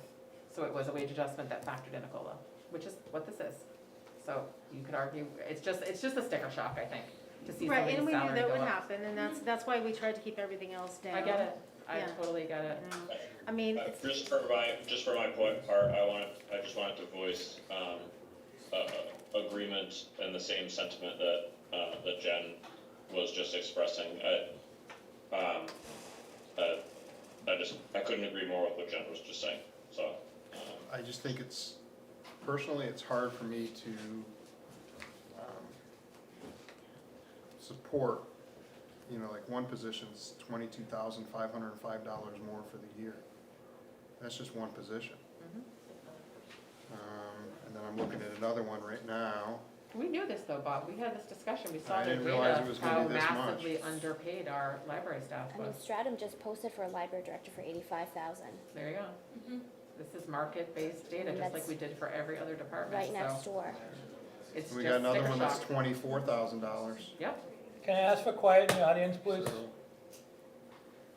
you know, to me, that's, and I remember Andy actually bringing up another point too, is a lot of times, yeah, if somebody can go somewhere else and make more money there, and Andy did it, you know, you did it with, you know, transitioning from one position to another position. That's a decision sometimes you have to make. There's something to be said sometimes for being in a current environment and opportunities that might come up and transitioning. I just think it's tough to be able to, in the market that we're in with inflation and everything else, I understand it, but that's a huge, again, 50% increase. Another one's 37%. So overall, all the salaries is what, 33.1 in salaries. So just two tops. I'm looking at one at $24,000 increase in salary. Yep. And another one is a $22,000 increase, $22,505.60, and respectively $24,044.80. That's huge. Bob, can I speak to that? Sure. Are you done? Right now, yeah, I'll say I'm done for now. Okay, I don't know if we officially met. I'm Melody Santos, I'm the treasurer of the Melody. trustees. So, Sorry. one of the things that we do hear a lot of what you just echoed, which is, and what Andy had said, which was, if you can go somewhere else and make more money, then we can't stop people from doing that. One of the things that we took into consideration when we did the budget is eliminating the individual's names and changing it into a library position, because if someone leaves, and we don't assume that Janice and Kiki are gonna be with us forever, as much as we would like that, we would then need to repost this position. Changing our position titles and adjusting our wages makes us a competitive library in the field. It makes us able to not have a position vacant for a year, which is what happened when the last director left. It was about a year and change to fill the position. So these are steps we're trying to take to continue the service to the town.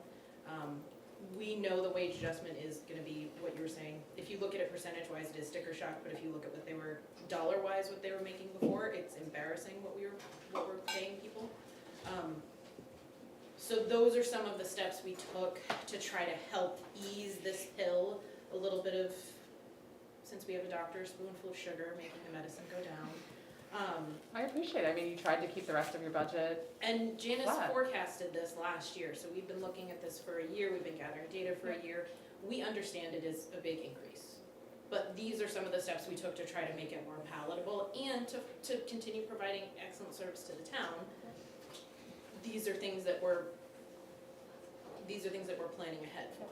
and But check, I can tell you right now, but just changing, not putting the names on there in the town report, Yeah, it has their name oh, and sure, what their salary Right. is. So that's not, it's not a It's transparency We're not issue. trying to hide It the is names. searchable. No, she's saying, No, we're not trying to hide the Yeah, yeah, names. okay. what she's I'm saying just like, wait a minute, you gotta That's make not sure. what she said. It's found, it's is fine. you have to, nope, I'm saying. Compensate the position, not the person. yeah, you're paying the position, not who holds the position. Mhm. Sometimes the person who holds a position gets paid more than the position's worth because they're an all-star, but you have to fund the position for what the market value of the position is. The other thing too, I think you need to take into consideration is I need to know what the educational backgrounds are for those positions that are being posted. So like Stratum might be looking for somebody that has a master's in that specific field of expertise. He has one. And that's great, but they might be looking for that specific level. I don't know what those are. And when you guys They did the do. market analysis, I don't know how that was researched. I just look at it from dollars and cents. I'm a numbers guy. I like numbers. So when I look at numbers and I sit there and I go, whew, we're giving somebody, 45%. Oh, and then by the way, I'm gonna give them a 5% COLA on top of that, so 50% increase. And actually, it's a little bit more because of how it compounds. So that worked out to $24,000 increase.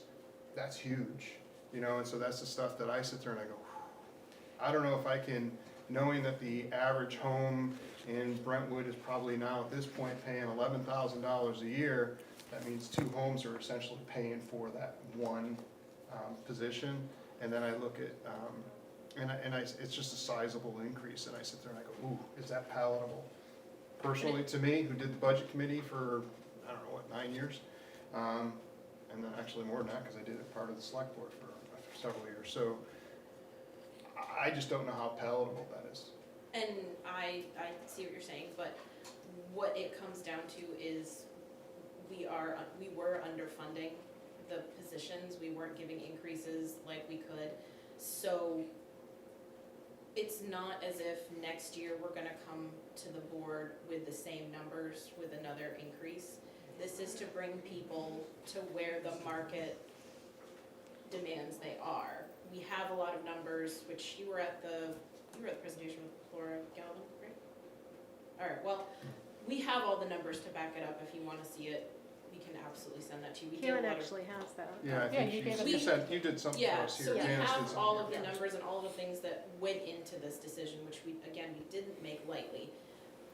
Half of the staff live in Brentwood, so we're not interested in, robbing Peter to pay Paul kind of thing. Mhm. What we wanna do is bring everyone up to what the market demands and then continue with merit and COLA. And when our people move on, we're able to post the position, we're able to recruit talent, and we're able to not interrupt the services that the town expects. Yep. Because the demand on the library is increasing, and that's great. That's good news. That is really good news, that people are coming to the library for more things, but with that comes the need to have people that are ready to handle this need. And that's where this comes from. The other Karen, thing to sorry. oh, Can I just ask one question? When we did the market adjustment for all other town employees last year, what was the range of percentile increases? I know the max was in the 20s, I think the max was about 21%. 21%. And So that went these to are highway. mostly in the 29 to 30%, and then the one outlier is the assistant director, which you had told us was an outlier. I'm showing 30 to So 45. I see 29, 30, 31, but I didn't do the COLA, I just was doing the hourly rate. And so I just, you have to be overt, this is sticker shock, right? But it's sticker shock because your department was so far behind market, just like it was sticker shock. I mean, how many complaints did we hear about the 20%? A lot, right? So Still a it's year the same later. concept, you have to pay people the market rate, this is sticker shock. I personally think that removing COLA is probably the right thing to do because this is such a big increase. I totally get that it's probably the right thing to do to put COLA in here, but I think when you're giving somebody such a huge increase that it probably makes sense just to let it settle and kind of see how things go because of the volatility of everything. I think it might make it a little bit more palatable. Because some of these are such big jumps. And I just want to acknowledge that they're big jumps, but I don't think that in and of itself means you shouldn't do it. Because the market is the market. That's how I get paid. They do a market analysis and sometimes it goes up, sometimes it goes down. right. But that's how a lot of people in this country get paid, and that's what we did for every other town employee. So why we wouldn't do it for you is nonsensical. Of course we should do it for you. You just weren't in last year's cycle. Right. But yeah, it's sticker shock. And It we can is. just all put that out there, and that's just a fact. And the other thing to consider too is those extra hours are essentially giving us the equivalent of another person. Right. Because we are down a person. And over 5 years that I've been here, our compensation line went down 2%. So we've been steadily going down every year. And this is, yes, it's sticker shock, but it's based on having to catch up for the last 5 Like we years. did for the other departments. Right. This is just a bigger jump, so Right. people are gonna have questions about it. I Exactly, get it. Exactly. I totally get it.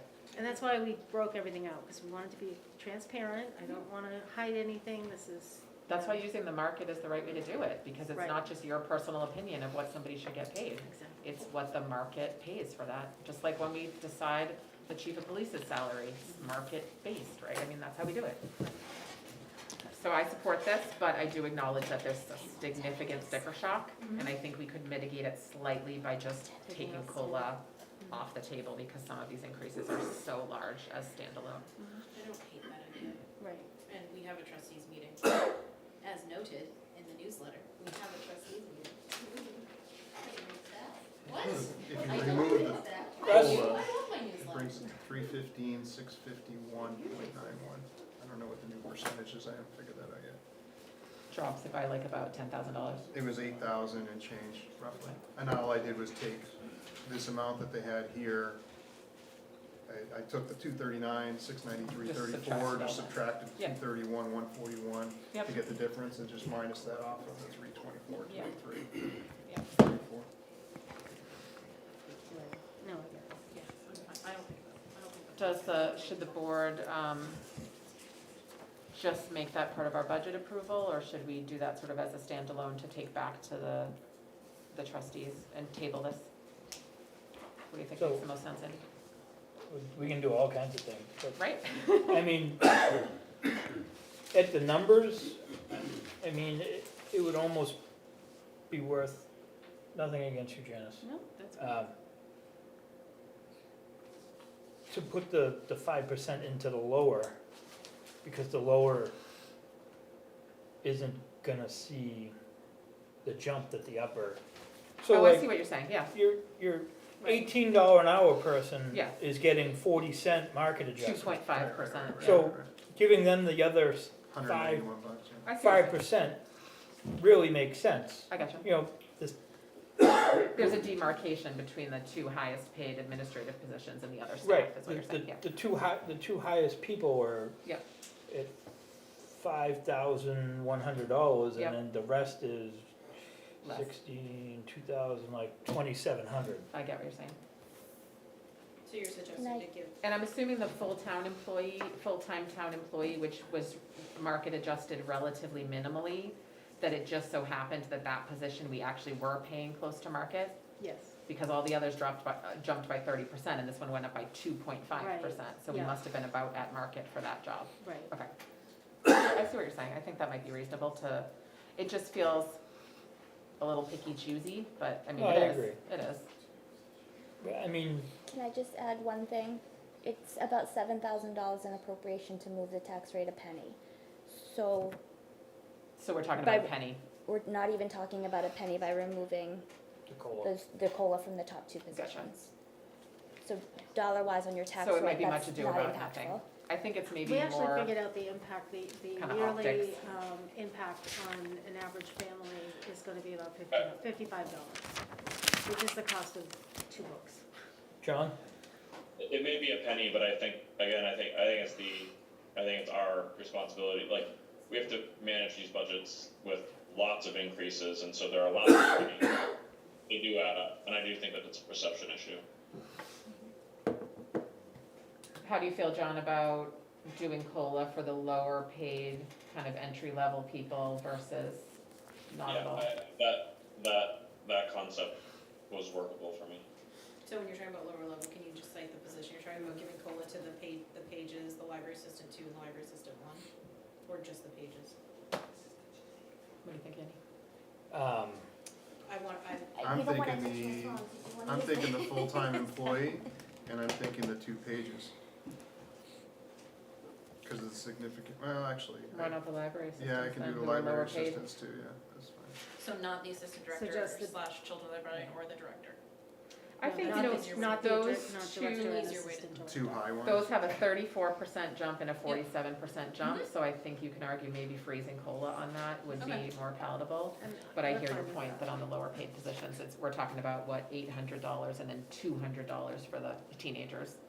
So, I think that's reasonable. Just I'd the be less happy- money you make, the less a 5% Yeah. raise is. No, I know Yeah. that, and Yeah. I'm fine with that.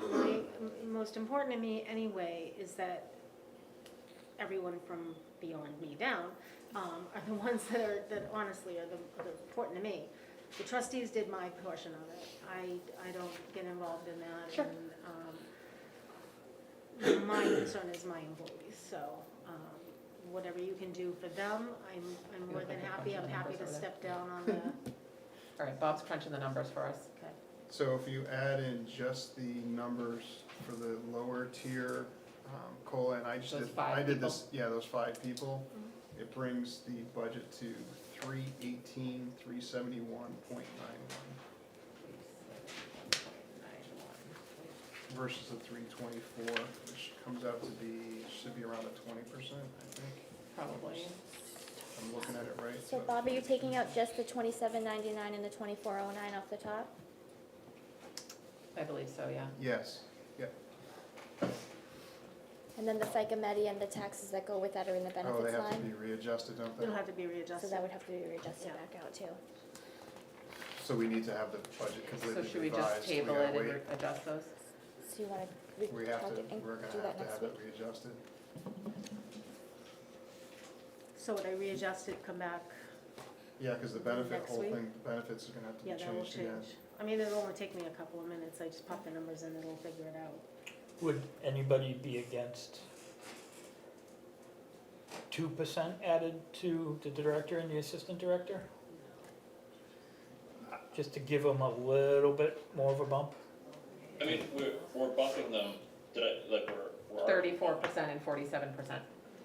I, But we're bumping them to what market value is too. Right.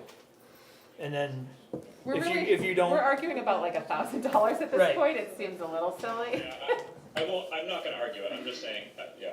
No, we're debating, not arguing. Correct, we're debating, we're discussing $1,000 or $2, you know. The sticker shock is the big increases, Yes. and I think while it feels painful, it is the right thing to do. It is what we did for every other town employee, so unless we're gonna consider you second-class citizens, you deserve a market adjustment, that's a non-issue. But it's just, you know, can we mitigate the sticker shock a little bit, given that we know some people in town will feel that sticker shock a lot, right? So, but yeah, we're The thing talking is, we kind of small provide all kinds pennies. of free services for everybody. We're talking kind of small pennies. Can I ask for quiet in the audience again? The next time I'm gonna ask people to be removed. Thank you. I'm sorry, Janice. No, I don't even know what I was gonna say. I guess, are there any other questions? I think everything else is pretty self-explanatory.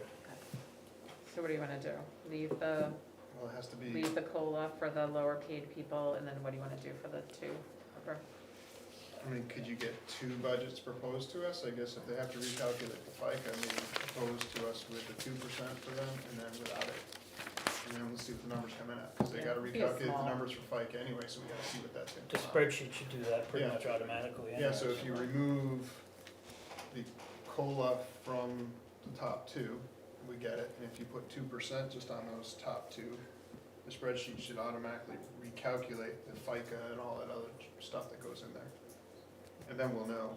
I think it's cleaner just to have no COLA for those positions, I would agree with But- that, that's me. but I think but if it's you give us also, a proposal it's for not a them- lot of money we're talking about, so. It's I mean, we might 6311. get that calculation and we might find out we're looking at $191, and then, okay. What It's am I like really fighting for probably, it's a few $191? thousand dollars we're talking about. It's 6311. So 2799, 2409, and then 7.65 for FICA Medi is 398, and 13.53 for New Hampshire retirement is 705. So it's 6311. Would be the impact to take 11, those two COLAs out of your budget. $6,311. $6,311. That would be my suggestion. The other thing Good just with to that. think of, Ben? the other thing I was gonna say is, what we didn't bring up is that neither Kiki nor I take insurance. And so we're saving the town, about $24,000 in insurance. So, just so that's out there. Well, and I think that's pertinent, given some of the conversations we've had about total compensation package, Mhm. and how we wanna move towards that for transparency with everyone, and that's pertinent, that's where that comes up. Right. It's not in here, but well, I guess it is in here, but it's, But it would show up there. relevant in moving the discussion to it being, not the specific individual and being the position, if Right. that position we feel that wouldn't necessarily continue to be the case, the insurance situation. Correct. So Karen, if I take out the 6311, do I take that off of the one I already did? No, you would take that off the 324,203. I think it's cleaner That's how for you got them, that number. just give us another sheet next week. Yeah. I do too, I think, Yeah, Yeah. just make a little tweaks and, so we'll table it for next week. So do you want, just to be clear, do you want two, you want one with, or do you just want the 0% for me and Kiki and then the rest leave the same? Just, yeah, sorry. I would, I think it wouldn't hurt to have both. Okay, so you'd like to see both? I'd like to see both. I Okay. think it Why just, not? it'll help I us can have do that that. discussion next week, right? Okay. So, Yeah. so we're not. So then we'll know exactly what we're talking about. Because then otherwise, if it comes up again next week, we're like, well, Right, at right, least now I can say, well, now I don't have to worry about you guys going back again and recalculating it again, right. if that makes sense. Oh, yeah, no, and it's not a problem, I can do that, no problem. Do you want it ahead of time? I mean, if you just get it to Karen, As long as we, yeah. we'll take a look at Okay. it. I'm glad to do it. Thank you, and thank you for being brave and presenting these numbers, because, you know, everyone knows what sticker shock feels like. Yes, yes, us included.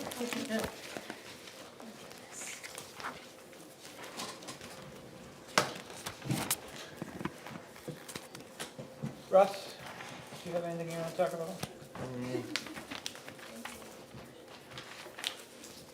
I don't think so. Bob? I know I had something, but I forgot it.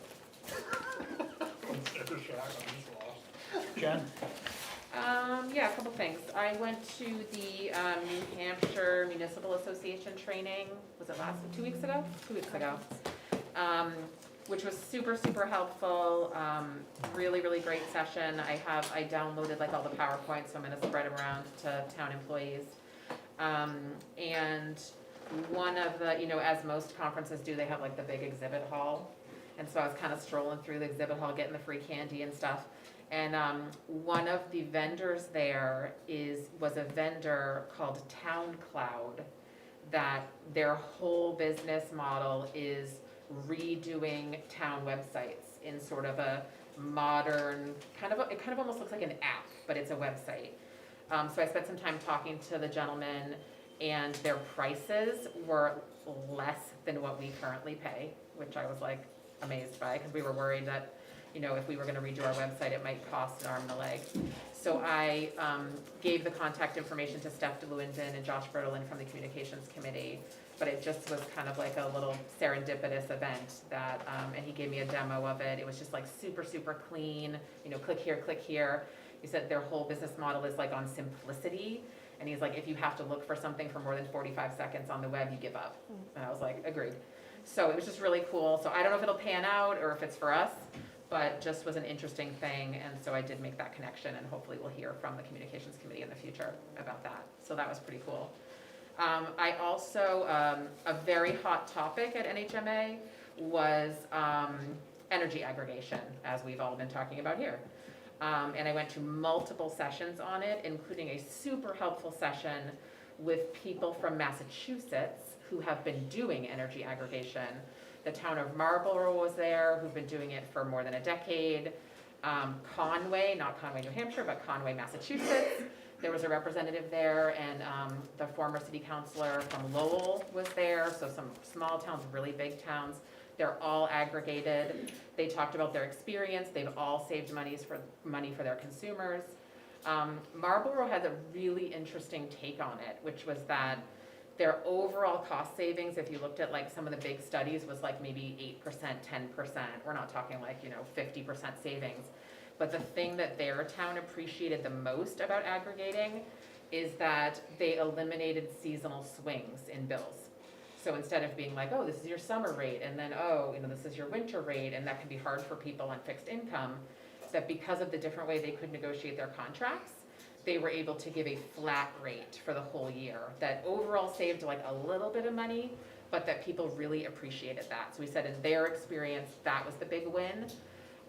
The person from Conway is in a little bit of a different situation in that they just aggregated before the rates exploded.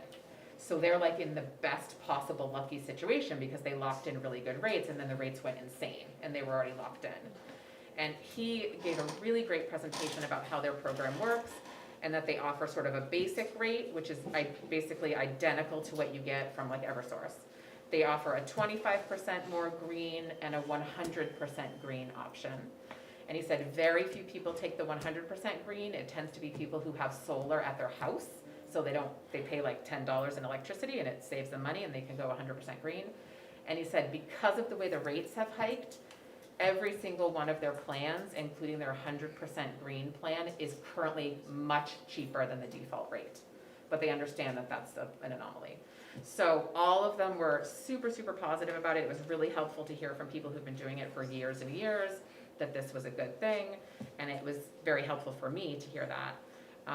And then I went to a couple other sessions about sort of, you know, related things, but was good learning for me. And so I know, Karen, that you had put on here the joint powers agreement. Are we discussing that completely in non-public? It would be if you're discussing the legal opinion, Okay, yes. so we'll discuss that later tonight. If we were to vote on that, would we need to come back out of non-public? We wouldn't vote on it tonight. No? No. Okay. It's not an agenda item, so. Okay. I thought we were putting it back on the agenda for today. Did I misunderstand? I just thought the conversation was gonna be a non-public. Okay, so we'll just have the discuss non-public separately. conversation today. Okay, that's fine. But I just wanted to share those things that I learned, and then, you know, hopeful about maybe getting a not too expensive website upgrade in the future. And that was all I had. I love the website thing, especially, Their cost was $2,500 for the first 3 years, and we currently pay $1,700 a year. well, and that's why, I thought we paid more than that, didn't we? I think it was $1,700. But I think that also includes the domain registration. Could be, yeah. Yeah, it may not be apples to apples, Okay. but it was. Because I was gonna say, I know John balked at It's the just price. a cool little company that's a father and son, and like they just do municipal customers. And it's Town And Cloud? it's Town Cloud is what it's called, yeah. It's just cool, I mean, we may decide it's not for us, but it was just like super serendipitous that we were like, Yeah. oh, we really want a new website, but we're super afraid of the cost. And they were like, yeah, that's why they try to just keep it simple, I would so. love to have it on an app, that would be awesome. Yeah, promising, but that was it, thanks. Budget committee approved the highway budget, Okay, so.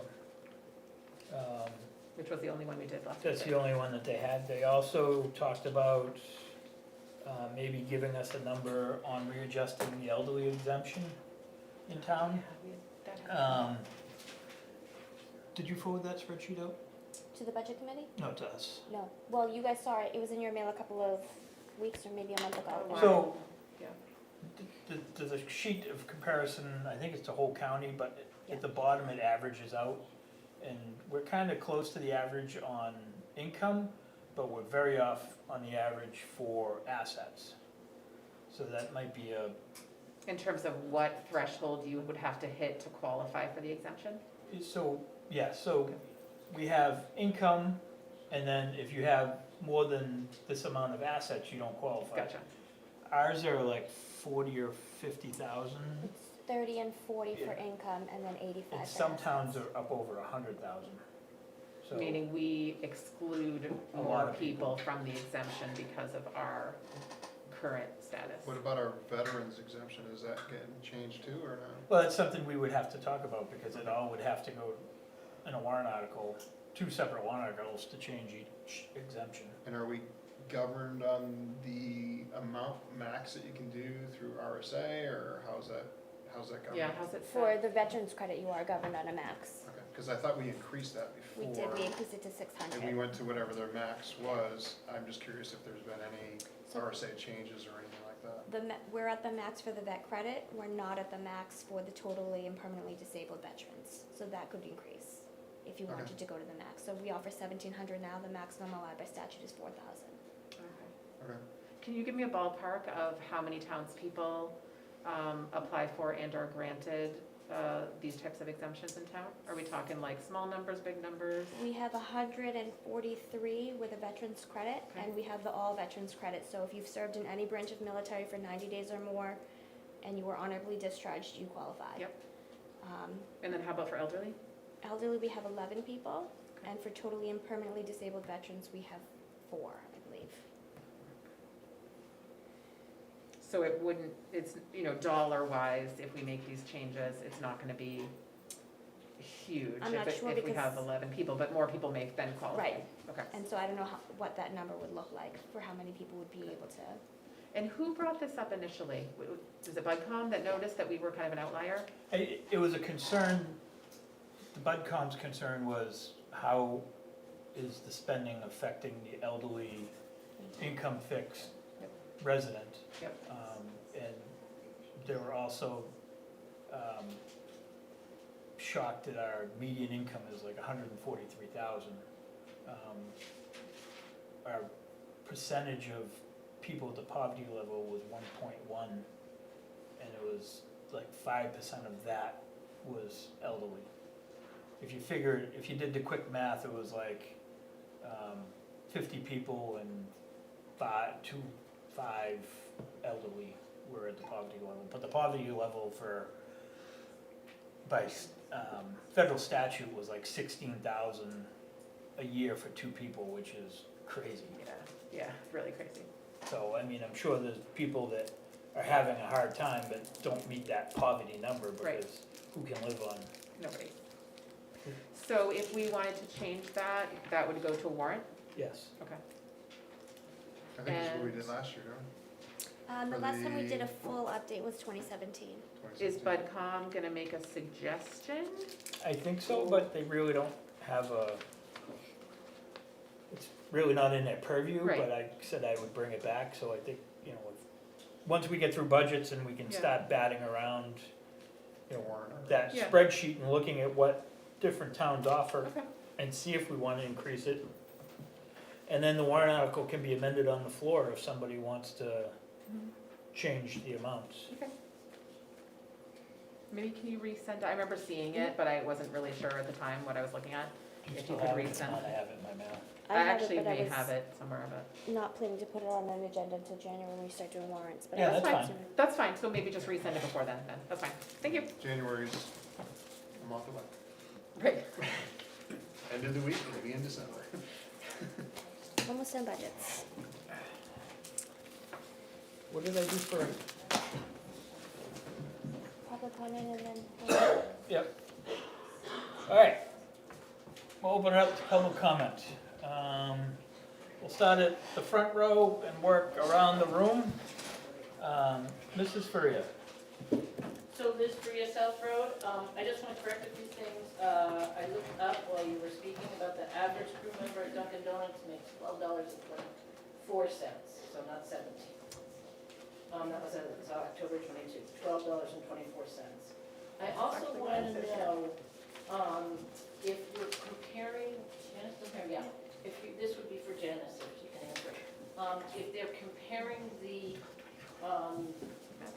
positions, like Bob, I would like to know, are you Average Dunkin' comparing Donuts the positions in other towns that are masters of library science or masters of children's literature? I don't know what, like we need to keep that as part of our comparison, because if you don't have any kind of library science background and you're the director, maybe you don't make the same as a director that has that in another town.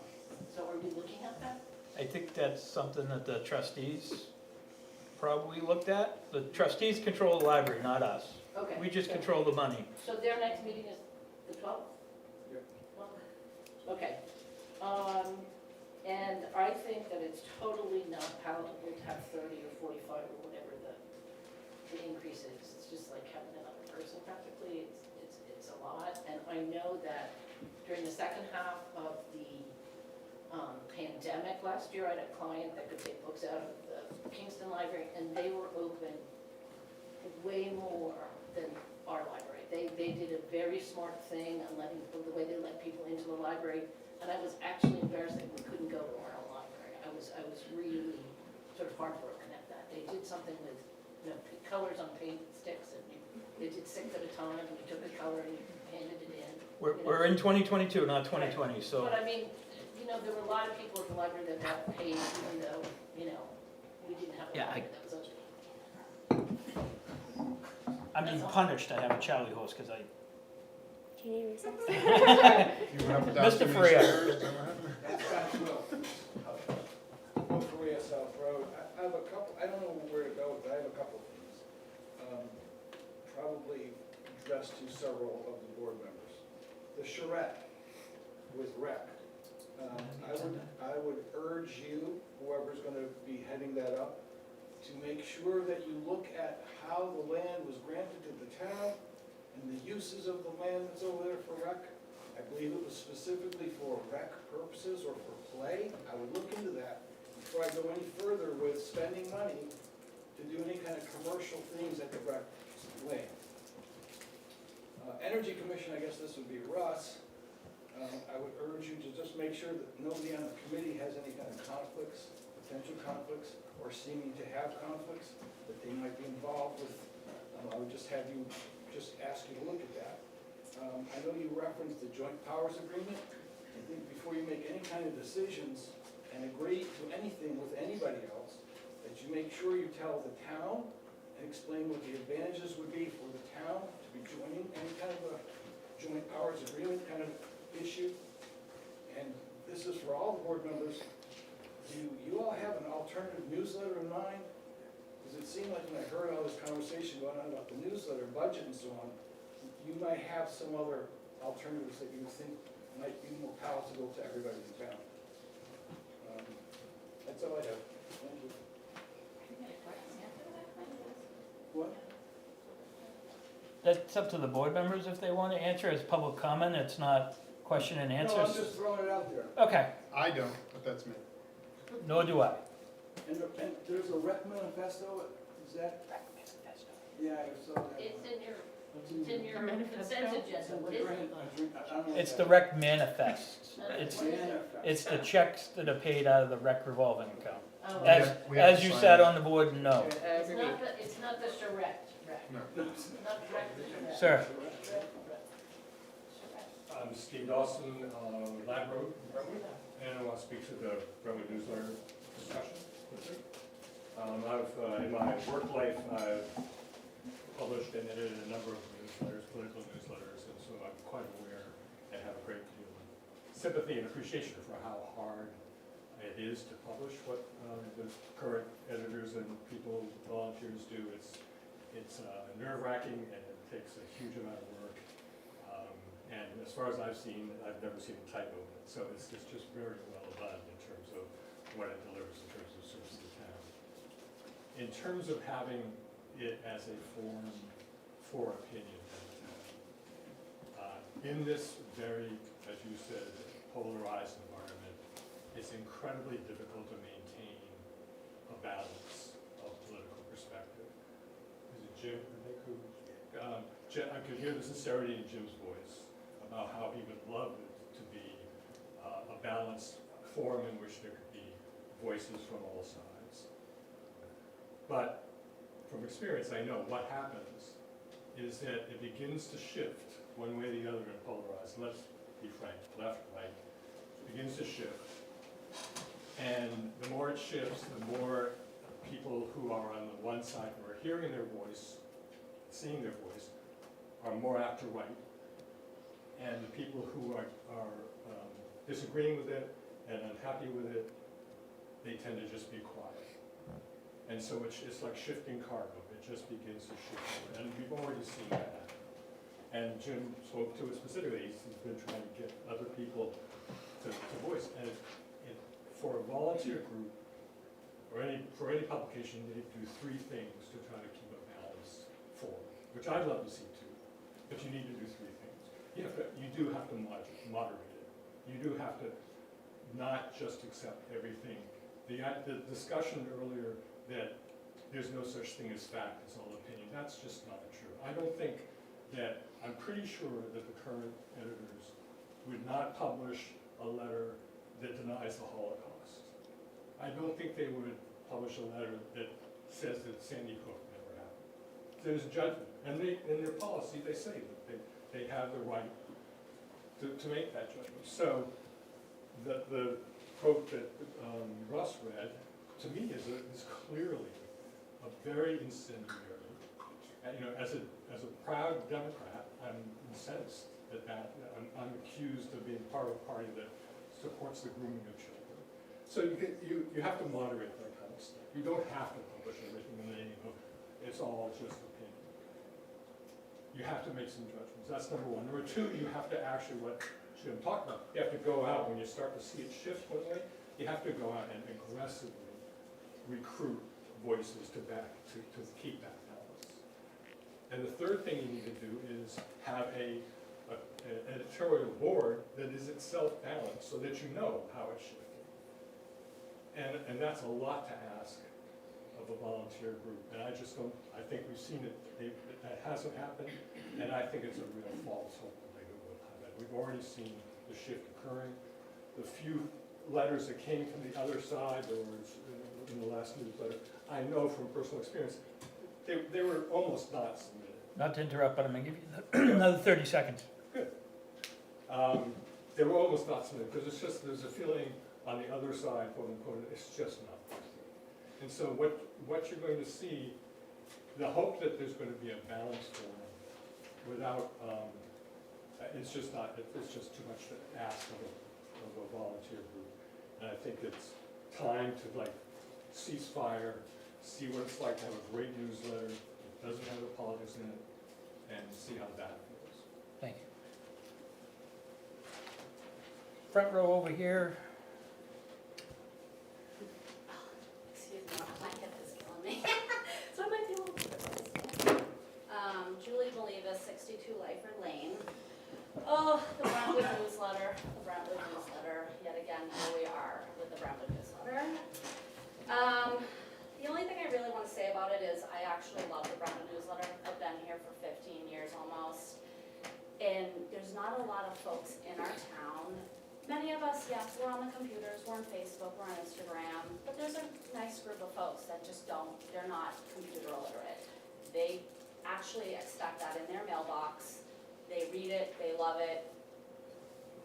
When we get into the op-eds and people's opinions, I come from a communications background, that's my degree. I've worked in school papers, I know how that stuff rolls. You can't, it is divided, yes, I agree.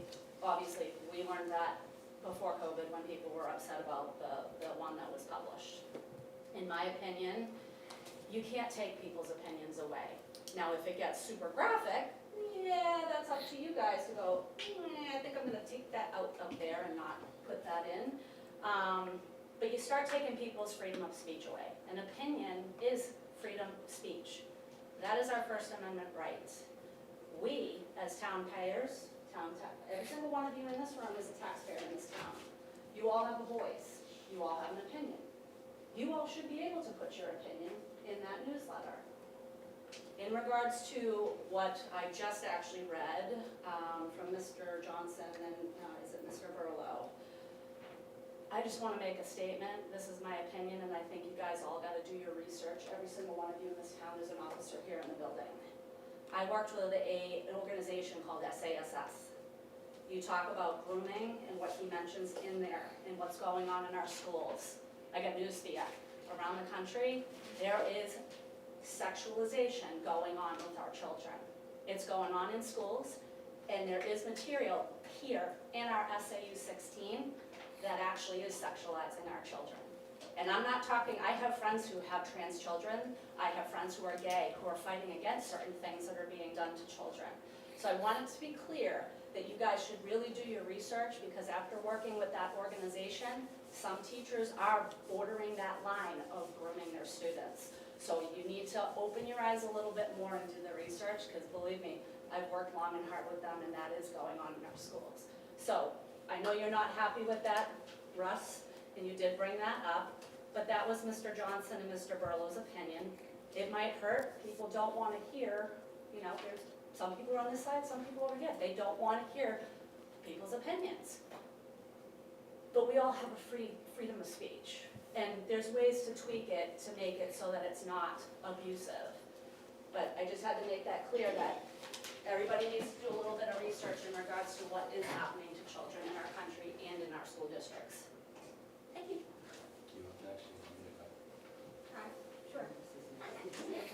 Sure. Since Julie skipped you, or you just.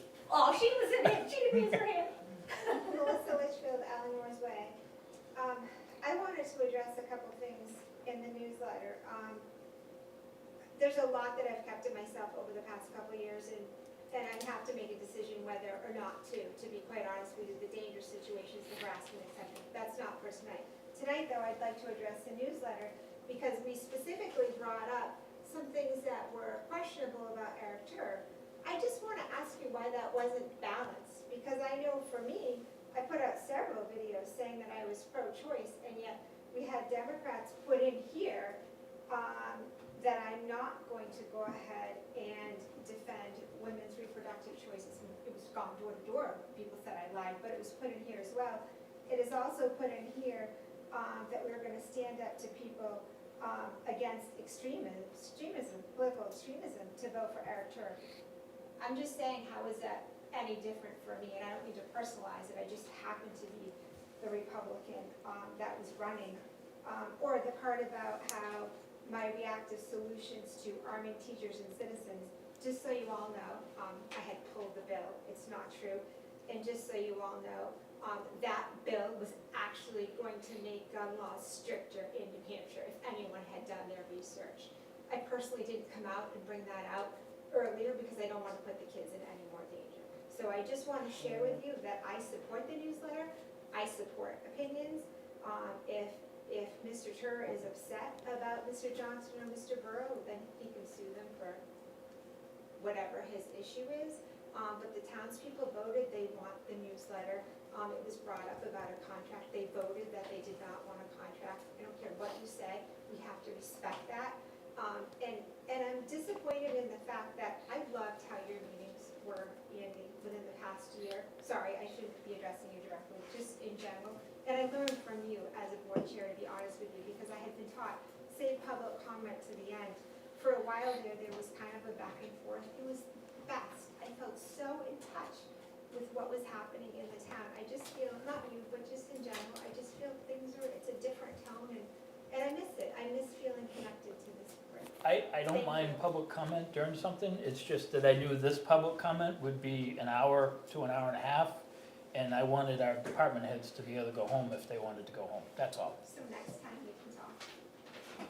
If we don't have budgets and people aren't waiting, I'm good with hearing opinion before we vote, but we also have to, be mindful of our I employees. just want to say it's appreciated, and it was appreciated. Thank you. Jim Misha, 329 Route 125. I just want to stand up and give my opinion because I think it's very valuable that each and every person have their opinion. And we live in a country where our opinion is valued as a citizen. And I speak in favor of the Brentwood newsletter. I'm in favor of the opinion section. I think it's important that the townspeople have a voice and can be heard and can share their opinions with others. Not everybody's opinion is agreed, and some people might get a little butthurt, but that's what opinions are, just that, opinions. We'll go back to this side, Lois. Lois DeYoung, Brentwood, probably Falls Road. When you said initially, Andy, this town is divided down the middle. And that's absolutely and 100% true. But it started, and I'm sorry to say this, but it's the absolute truth. It started with the newsletter 3 years ago when Eric Tur brought up the first one, and the fight's been going on. I worked last year for the parade, to get the 4th of July parade. My goal was to put the town back together. And what the absolute fight we had to get that parade, to move it a couple miles to a much better way, it was strictly a political breakdown, the same 10 people, the same fight. We need to go together and stop letting the newsletter be the rally cry, if you want to be. That's what this is, the rally. We're gonna get this town, we're gonna divide it up. And it's working like, for the people that want it, working like a charm. And this is our democracy you're taking away. If you take away our opinion, and that newsletter is around 47 years. I was on the original committee, that's how old I am, and with Linda Rousseau. We sat around in our living rooms and put it together. It was all volunteer. It is to this day that when they put that newsletter out, they come here to this, and it's all groups of everybody, Democrats, Republicans, anybody else. They've been doing it for years, and it's still a volunteer. You're not, for $17,000, you're not going to get what this little group that wants another newsletter. They won't. We even know who it is because they're making it very obvious. They want a newsletter. That you won't get $17,000 because that's only postage. If you get a position, which is what these people the goal is, to get another newspaper, it'll be $1,000. Look at the salaries tonight. the same people are, that want that newsletter. The library, they have a person who wants that newsletter. If they get it, that's a $60,000 or $70,000 a year job, and the $17,000 for postage. If you're getting what they want, this town is gonna cost this town a lot of money, and not only that, but it defeats the purpose. Right now, that is a volunteer organization, you're only paying, you're not buying a newspaper, you couldn't pay, wouldn't be enough money. If these people don't wanna read it, it's what, 7 cents or 8 cents a week? You don't, take it off their tax bill. But now, money is not the issue. The money is dividing this town, and they're working at it, and it's working, and it's gotta stop, because this is not Brentwood. This was a wonderful town, and we should be ashamed of what we've become. I'm sorry.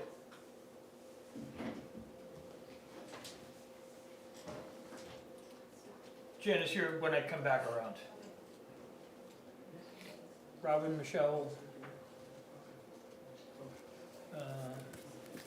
Oh, hold on. Yes, sir. Finally? Yes. Oh, thank you. Bill Dunham, Block Drive. Mr. Kelly, on March 29 of this year, you made the following statement about the opinion section of the Brentwood newsletter. You said, and I quote, "If you're like me, when I get to the opinion section, I just toss it aside because I couldn't care less about the opinions," unquote. Well, something must have happened within that 8-month period from then until now, because it would appear you've become an avid reader of that opinion section. Something's got you upset. Now, I know that you're an independent candidate, and as an independent, you're able to see right down the middle. You're able to distinguish left versus right. So, one of the things that I agree with Lois on, not everything, but one of the things I agree with her on is the fact that this did not start, this kind of controversy about the opinion section did not start but for 2 to 3 years ago. Prior to that time, it was fine. You've started to read some articles, apparently, in the opinion section, and one of them was written by an F-4 fighter pilot who is just as good of a fighter on the ground as he is in the air.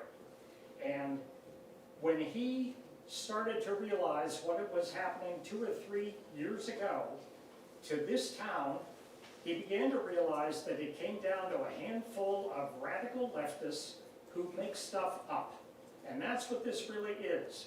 This is really about a group of people who have fact-based opinions. They display them in the Brentwood newsletter, which apparently you're now a huge fan of. They display them in the Brentwood newsletter, and they talk about the people who make stuff up. And one of the best things that they've made up is something called systemic racism. Systemic racism apparently permeates every single institution in this country. There is so much of it going on in this country that everybody in every other country is leaving and coming here, leaving their systemic racism behind to come here to find out what it's all about. But when they get here, they're disappointed because they can't find it. So what you have now is a group of people who are making stuff up, and God forbid that years from now we've got some poor little kids who are going to have to be deprogrammed because now they're going to have to worry about their skin color because they're not the correct race, and they're not being told that they're the correct race.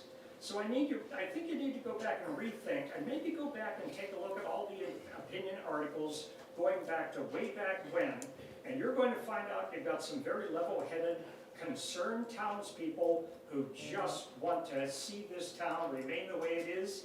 I disagree with you, Lois, that this town is split in half, and I disagree with a couple other people that it's split in half. I have yet to see the statistics that show that. There might be, I'd like to see the survey that indicates that a strict random sample reveals that we're divided.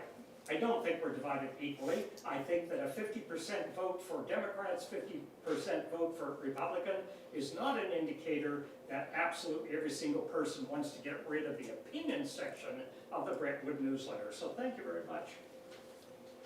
So, Andy, since it was addressed to me. If you wanna comment. Well, I just need to point out, first of all, I am undeclared independent registered as such.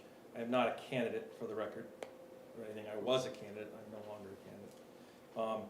And my comment stands that you quoted me as saying. But as you can, I'm sure, imagine, I get things brought to me. And that was one of the things that was brought to me by residents of the town. As well as a Facebook post by the gentleman here to my right who commented on me about me during the campaign. Things that I didn't see because I was trying to keep my focus forward, but people brought those things to me after the fact. And that's how it works. We have residents in this town who made their voices heard over the last 3 years, and they're continuing to make their voices heard, that they're tired of this kind of content. And it's like Melissa just talked about the things that she was upset about in there. It's all good, I think, perspective that we're not gonna, to Steve's point, we're not gonna get there. We're not gonna have useful debate if we're just allowing anything in there with people throwing out spurious comments, non-factual comments. But regardless, everyone has a freedom of speech. They can say those things here, they can say them at Lindy's, they can say them at Seacoast Online, they can write to the union leader, they can do all that stuff. What they can't do, in my opinion, anymore, is to do it in a product that receives money from the town. That section. So that's what we're talking about. We're talking about the opinion section. That's your opinion. Thank you for that opinion. Keep on going. Anybody else in this row? Time is it now? We're gonna go back to, Time is it now? Me? yes. I just wanted to ask a clarifying question. I don't know if I understood you correctly, Lois, but it sounded like you were saying that I wanted to keep on the newsletter? Not you, Oh, one of your staff, my understanding is they were looking for that. no. There's been, as they say, opinion, things you've heard in the grapevine. Yeah, I just wanted to. We need to keep the back and forth, that's, All right, so I'll ask you, I want to clarify that there is no one on my staff that would like to do a newsletter. We have enough to do, and we have our own newsletter, so we are not looking for. Thank you. a newsletter. Thank you. you're welcome. Yep, Laura Hashem, Mohawk Lane. Just so you know my background, I'm a community psychologist, which means I'm trained in how to make communities successful, how environments shape individuals, and I'm also trained in working with oppressed and marginalized people, and how to give those in the margins a voice in research, and using their narratives to change perceptions within a community. So coming from that perspective, and working with nonprofits many, many years, I just want to say that I'm so impressed by the Brentwood newsletter. It is such an asset. You don't find it in most cities and towns. You don't have to pay for ad space to advertise community events, and that can be hundreds of dollars. I know because I just ran an event in Methuen. It cost me $285 for a quarter-page ad in Methuen Life. It's found on the web. It's sent to homes. It can be found at the library. I mean, so people who are not online can find this information. It's convenient. The editor is a professional graphic designer. She gives her time for free. It's her profession. It is a great resource. I think everybody agrees with that. And it includes community knows as well as opinions. And taxpayer support saves community groups money in sharing these events. Families save hundreds of dollars for their obituaries. I don't know if you paid for an obituary lately. Last one I paid for was over $600, and that was many years ago. So, yeah, $1,500. They're free in the Brentwood newsletter. Like that, just what the savings is to people is. We never talk about that. And basically, what we're focused on tonight is this opinion page, and we're willing to shut it down to silence Brentwood residents from sharing their opinions publicly. Throughout history, social changes happened when people were allowed to speak, often advocating against what popular culture and wisdom believed. In my lifetime alone, we've seen the end of things like laws against interracial marriage, laws about women. My mother couldn't get a mortgage when she was working because, you know, women couldn't get mortgages because they could get pregnant. We've seen privacy rights that women could get legal safe abortions, and now we're discussing that because that's changed. And so some of these topics, if we look back and say how ridiculous, of course they should happen, these changes, some of them haven't, we're still debating today because democracy is hard. If it were easy, every country in the world would be governed by their people. The select board here is made up of elected residents, and whether I voted for you or not, I appreciate your willingness to serve because I know it's a thankless job. You give your time up for meetings, events, you talk to constituents, you just went to meetings, right? You're giving up time from your professional work, and I appreciate that. But part of being elected means that people disagree with you, and they suspect your duplicity, and sometimes they passionately speak against the things that you passionately disagree with. That's what being elected means. And I know it sucks. I've been there. People wanted to, when we were in McMillan, people wanted to bring the laborers from Boston to protest our house. And the police chief told us, we can't keep you safe. Like, that's what we faced. That's not what we're facing here. We're not facing violence. We're talking about opinions. And I know for my husband and myself, we often debated opinion piece. When we read it, like, we talked about some of them that are really more challenging. I read one of them, I was like, like, and we talked about it. And we talked about it with our neighbors, we talked about friends, and opinions change. And when people take the time to listen from someone with another, looking through another lens, I mean, that's what we're about, like, in psychology, that's what we're about, we're like taking another lens to look at it. That's really important, even when the opinions make us uncomfortable. So when we look in the news today, we're looking at other countries where people are sentenced to death, they're taken away. I think I just saw in Iran where people are blinded because they're speaking against something that the government doesn't like. We don't do that here. Our government can't punish us for disagreeing or saying things against establishment or making provocative statements. I mean, we don't want to take away that. It's really important. I really hope as a board you think carefully about that. Because how things change is through conversation. And I don't want your legacy to be that you took away free speech, right? So I just hope you take that, like, at least think about that before the next meeting. Thank you. Next row. Ward, Ward Burn. you promised me you weren't talking tonight. Plenty listen. There's been so much going on here tonight. This whole town, I'm sorry, is a mess right now. You know, you can blame it on the newsletter, you can blame it on 27 ballots being missing, you can blame it on all this other stuff, and I disagree with Bill. There's a huge division in this town. And the only people that are gonna fix this division are you folks up there, by making good decisions for what's best for everybody. And if it's split down the middle, 50-50, so be it. But at least make it fair. There's so much wrong. We're gonna, nothing against the library, we're gonna pay the people in the library more than I pay this kid as a police officer. That's insane. We're gonna pay them more than we pay our firefighters. That's crazy. But we're willing to give them 34 and 37% increases to catch them up? How is that right? That's wrong. It's wrong. These people protect us.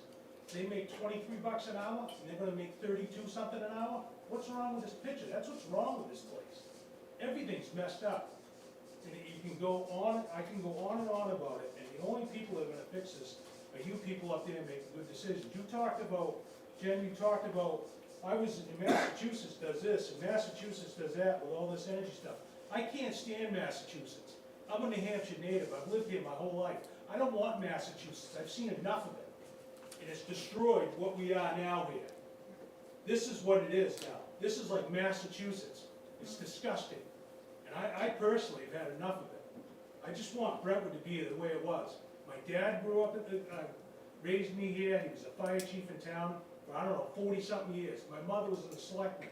She was on the planning board, budget committee, I've seen it all here. And now this is just a fragment of broken glass everywhere that is just, it's just awful. It's awful to sit here as a kid that grew up here and see what order we are in now over a newsletter. You know what I think of opinions? I don't really care what anybody's opinion if they put in the experience portion and got rid of opinion, I'd certainly read somebody's experience, what worked for them, but I don't care what their opinion is. I don't care what Jim Johnson or Burlow's opinion is. I have my own beliefs, and that's what's core to me. To have this tear this town apart, which it just won't go away. The only way it's gonna go away is you people at that table. Thanks. Good evening, Mac McNaughton, Selectboard, and once again, thank you for being here. No matter what you make, we're really glad that you, the fire department, the EMT staff are behind the town. I think everybody would agree with that. Disclosure, I'm really good friends with Robin and a lot of people on her staff. I was just made a few years ago when this even became an issue. And I'm like, well, how much do you get paid? $75, $80, $100,000 a year? And she's like, Matt, we're volunteers. And I'm like, you're crazy to be doing this job. You're out of your mind. Crap, you get death threats on her life? And what did the town do about that? Not much. They didn't put a detail out in front of her house when she had death threats, like one of these ladies talked about earlier. You want a professional newsletter? Great. Then pay her $75,000 or $80,000 a year and put her under contract. You want to change some things? You want to have some influence? That might be the way to go. I'm not sure. But I know that when we read these opinion pieces, good, bad, or indifferent, they're opinions. I don't agree with my wife all the time. And you know what? I don't agree with myself all the time. My opinion changes. The common opinion and the common norms of society, as once again as was expressed, change. And most of the time, if you're in the biggest part of the common thought process in the country, you're wrong. Don't follow the crowd. I generally taught my kids that. So, when this first came up several years ago, I'm like, okay, wait a minute. So if we don't have the opinion, I don't want the newsletter. What would you have? You can go to the town website, you can go to the library website. If something changes, it changes. And I know your schedule must change all the time, and that's gonna be tough. But this is printed once a month. So I'm like, I don't look at the town website, I don't look at the library website, unless I need something. It might be a really good idea to change website vendors, different topic. Because you're right, if it takes more than 30 or 45 seconds, people are like, next, I'm gonna buy something else. I'm gonna look somewhere else. I'll go to the Kingston Library. Most of the time, I actually go to the Exeter Library. But that's just because it's bigger. And they've done a great job. I've asked them to try to locate books for me. And they work really hard to do that. But the opinion piece is the only part of the newsletter that's worth anything. Otherwise, you can find it on a website. So you need to make up your minds whether the opinion piece, where we can discuss what we want or how we feel, is worth keeping. That's the only question you really have. And I'll be in front of the town meeting that if we vote that down, I'm going to ask for the Brentwood newsletter to be abolished. And that's probably not what everybody wants to hear, including some of my dear friends. But without that piece, there's no reason to have the Brentwood newsletter. You can find that information other places. Anybody else? Becky Dunham, Block Drive. I've listened to all these ideas and opinions around the room. I tend to think about things before I express myself. I think this, as a society in general, has become intolerant. The more we have separated, the more intolerant we are of other people's opinions. This country was based on negotiation and discussion of different ideas and different concepts, and we accepted them. And now we seem as a society unwilling to accept other opinions, and I think that's a real loss. Our kids are not going to be able to tolerate other opinions. You look at what's going on in colleges, they don't tolerate a roommate who votes in a different politic. They won't tolerate a roommate who has different feelings. That's wrong. How are you ever going to have a country when someone is intolerant of someone else's opinion? So I endorse the opinions. I think it's an important and invaluable part of a community.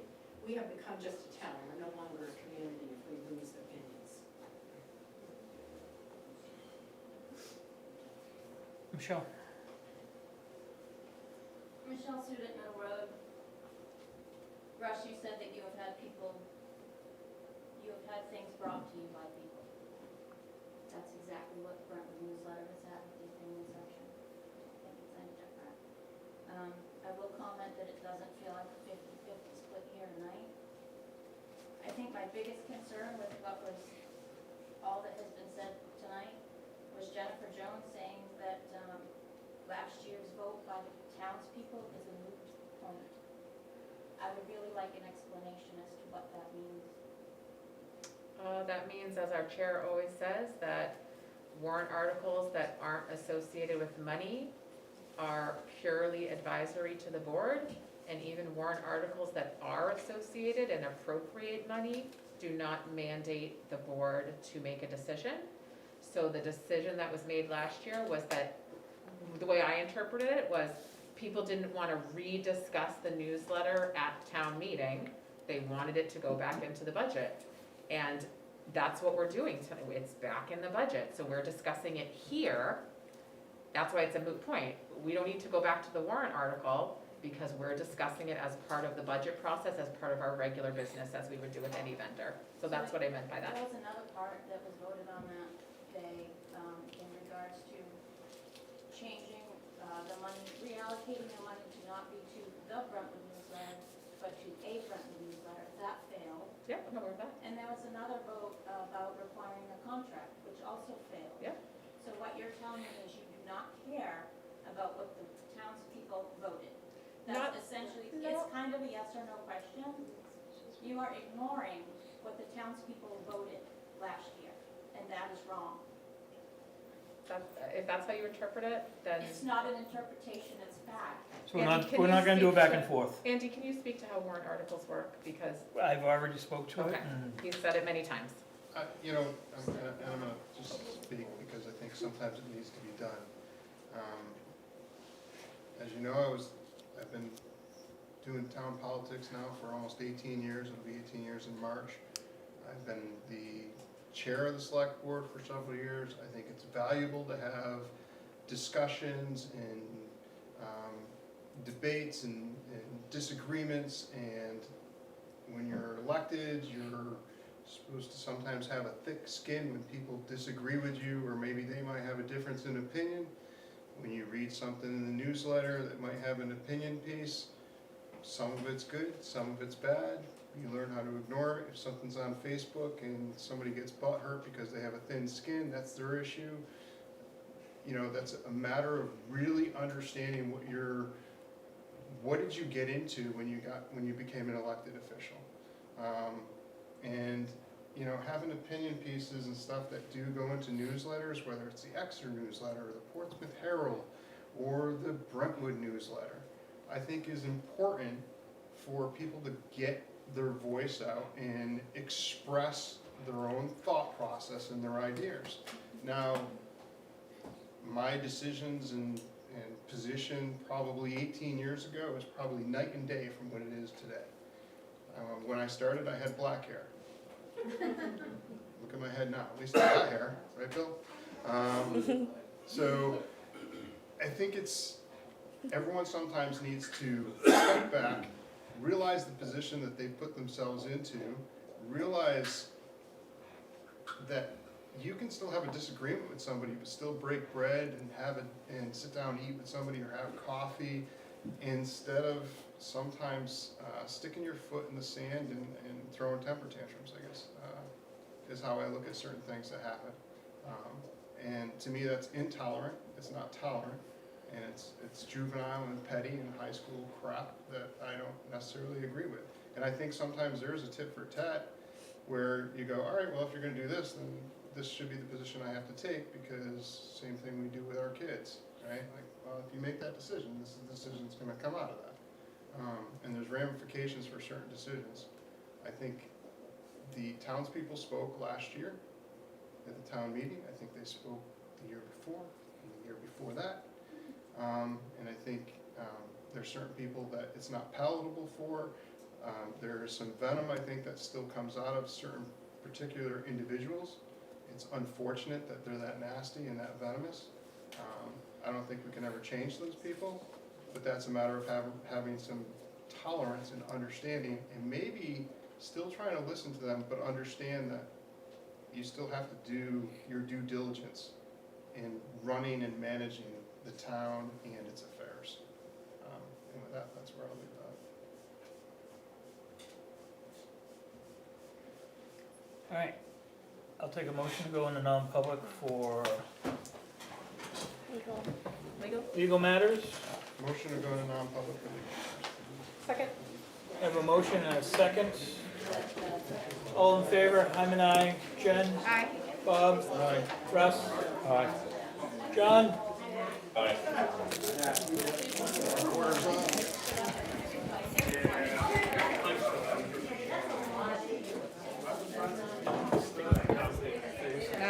Fine. I've been exposed to worse. Just turn it off.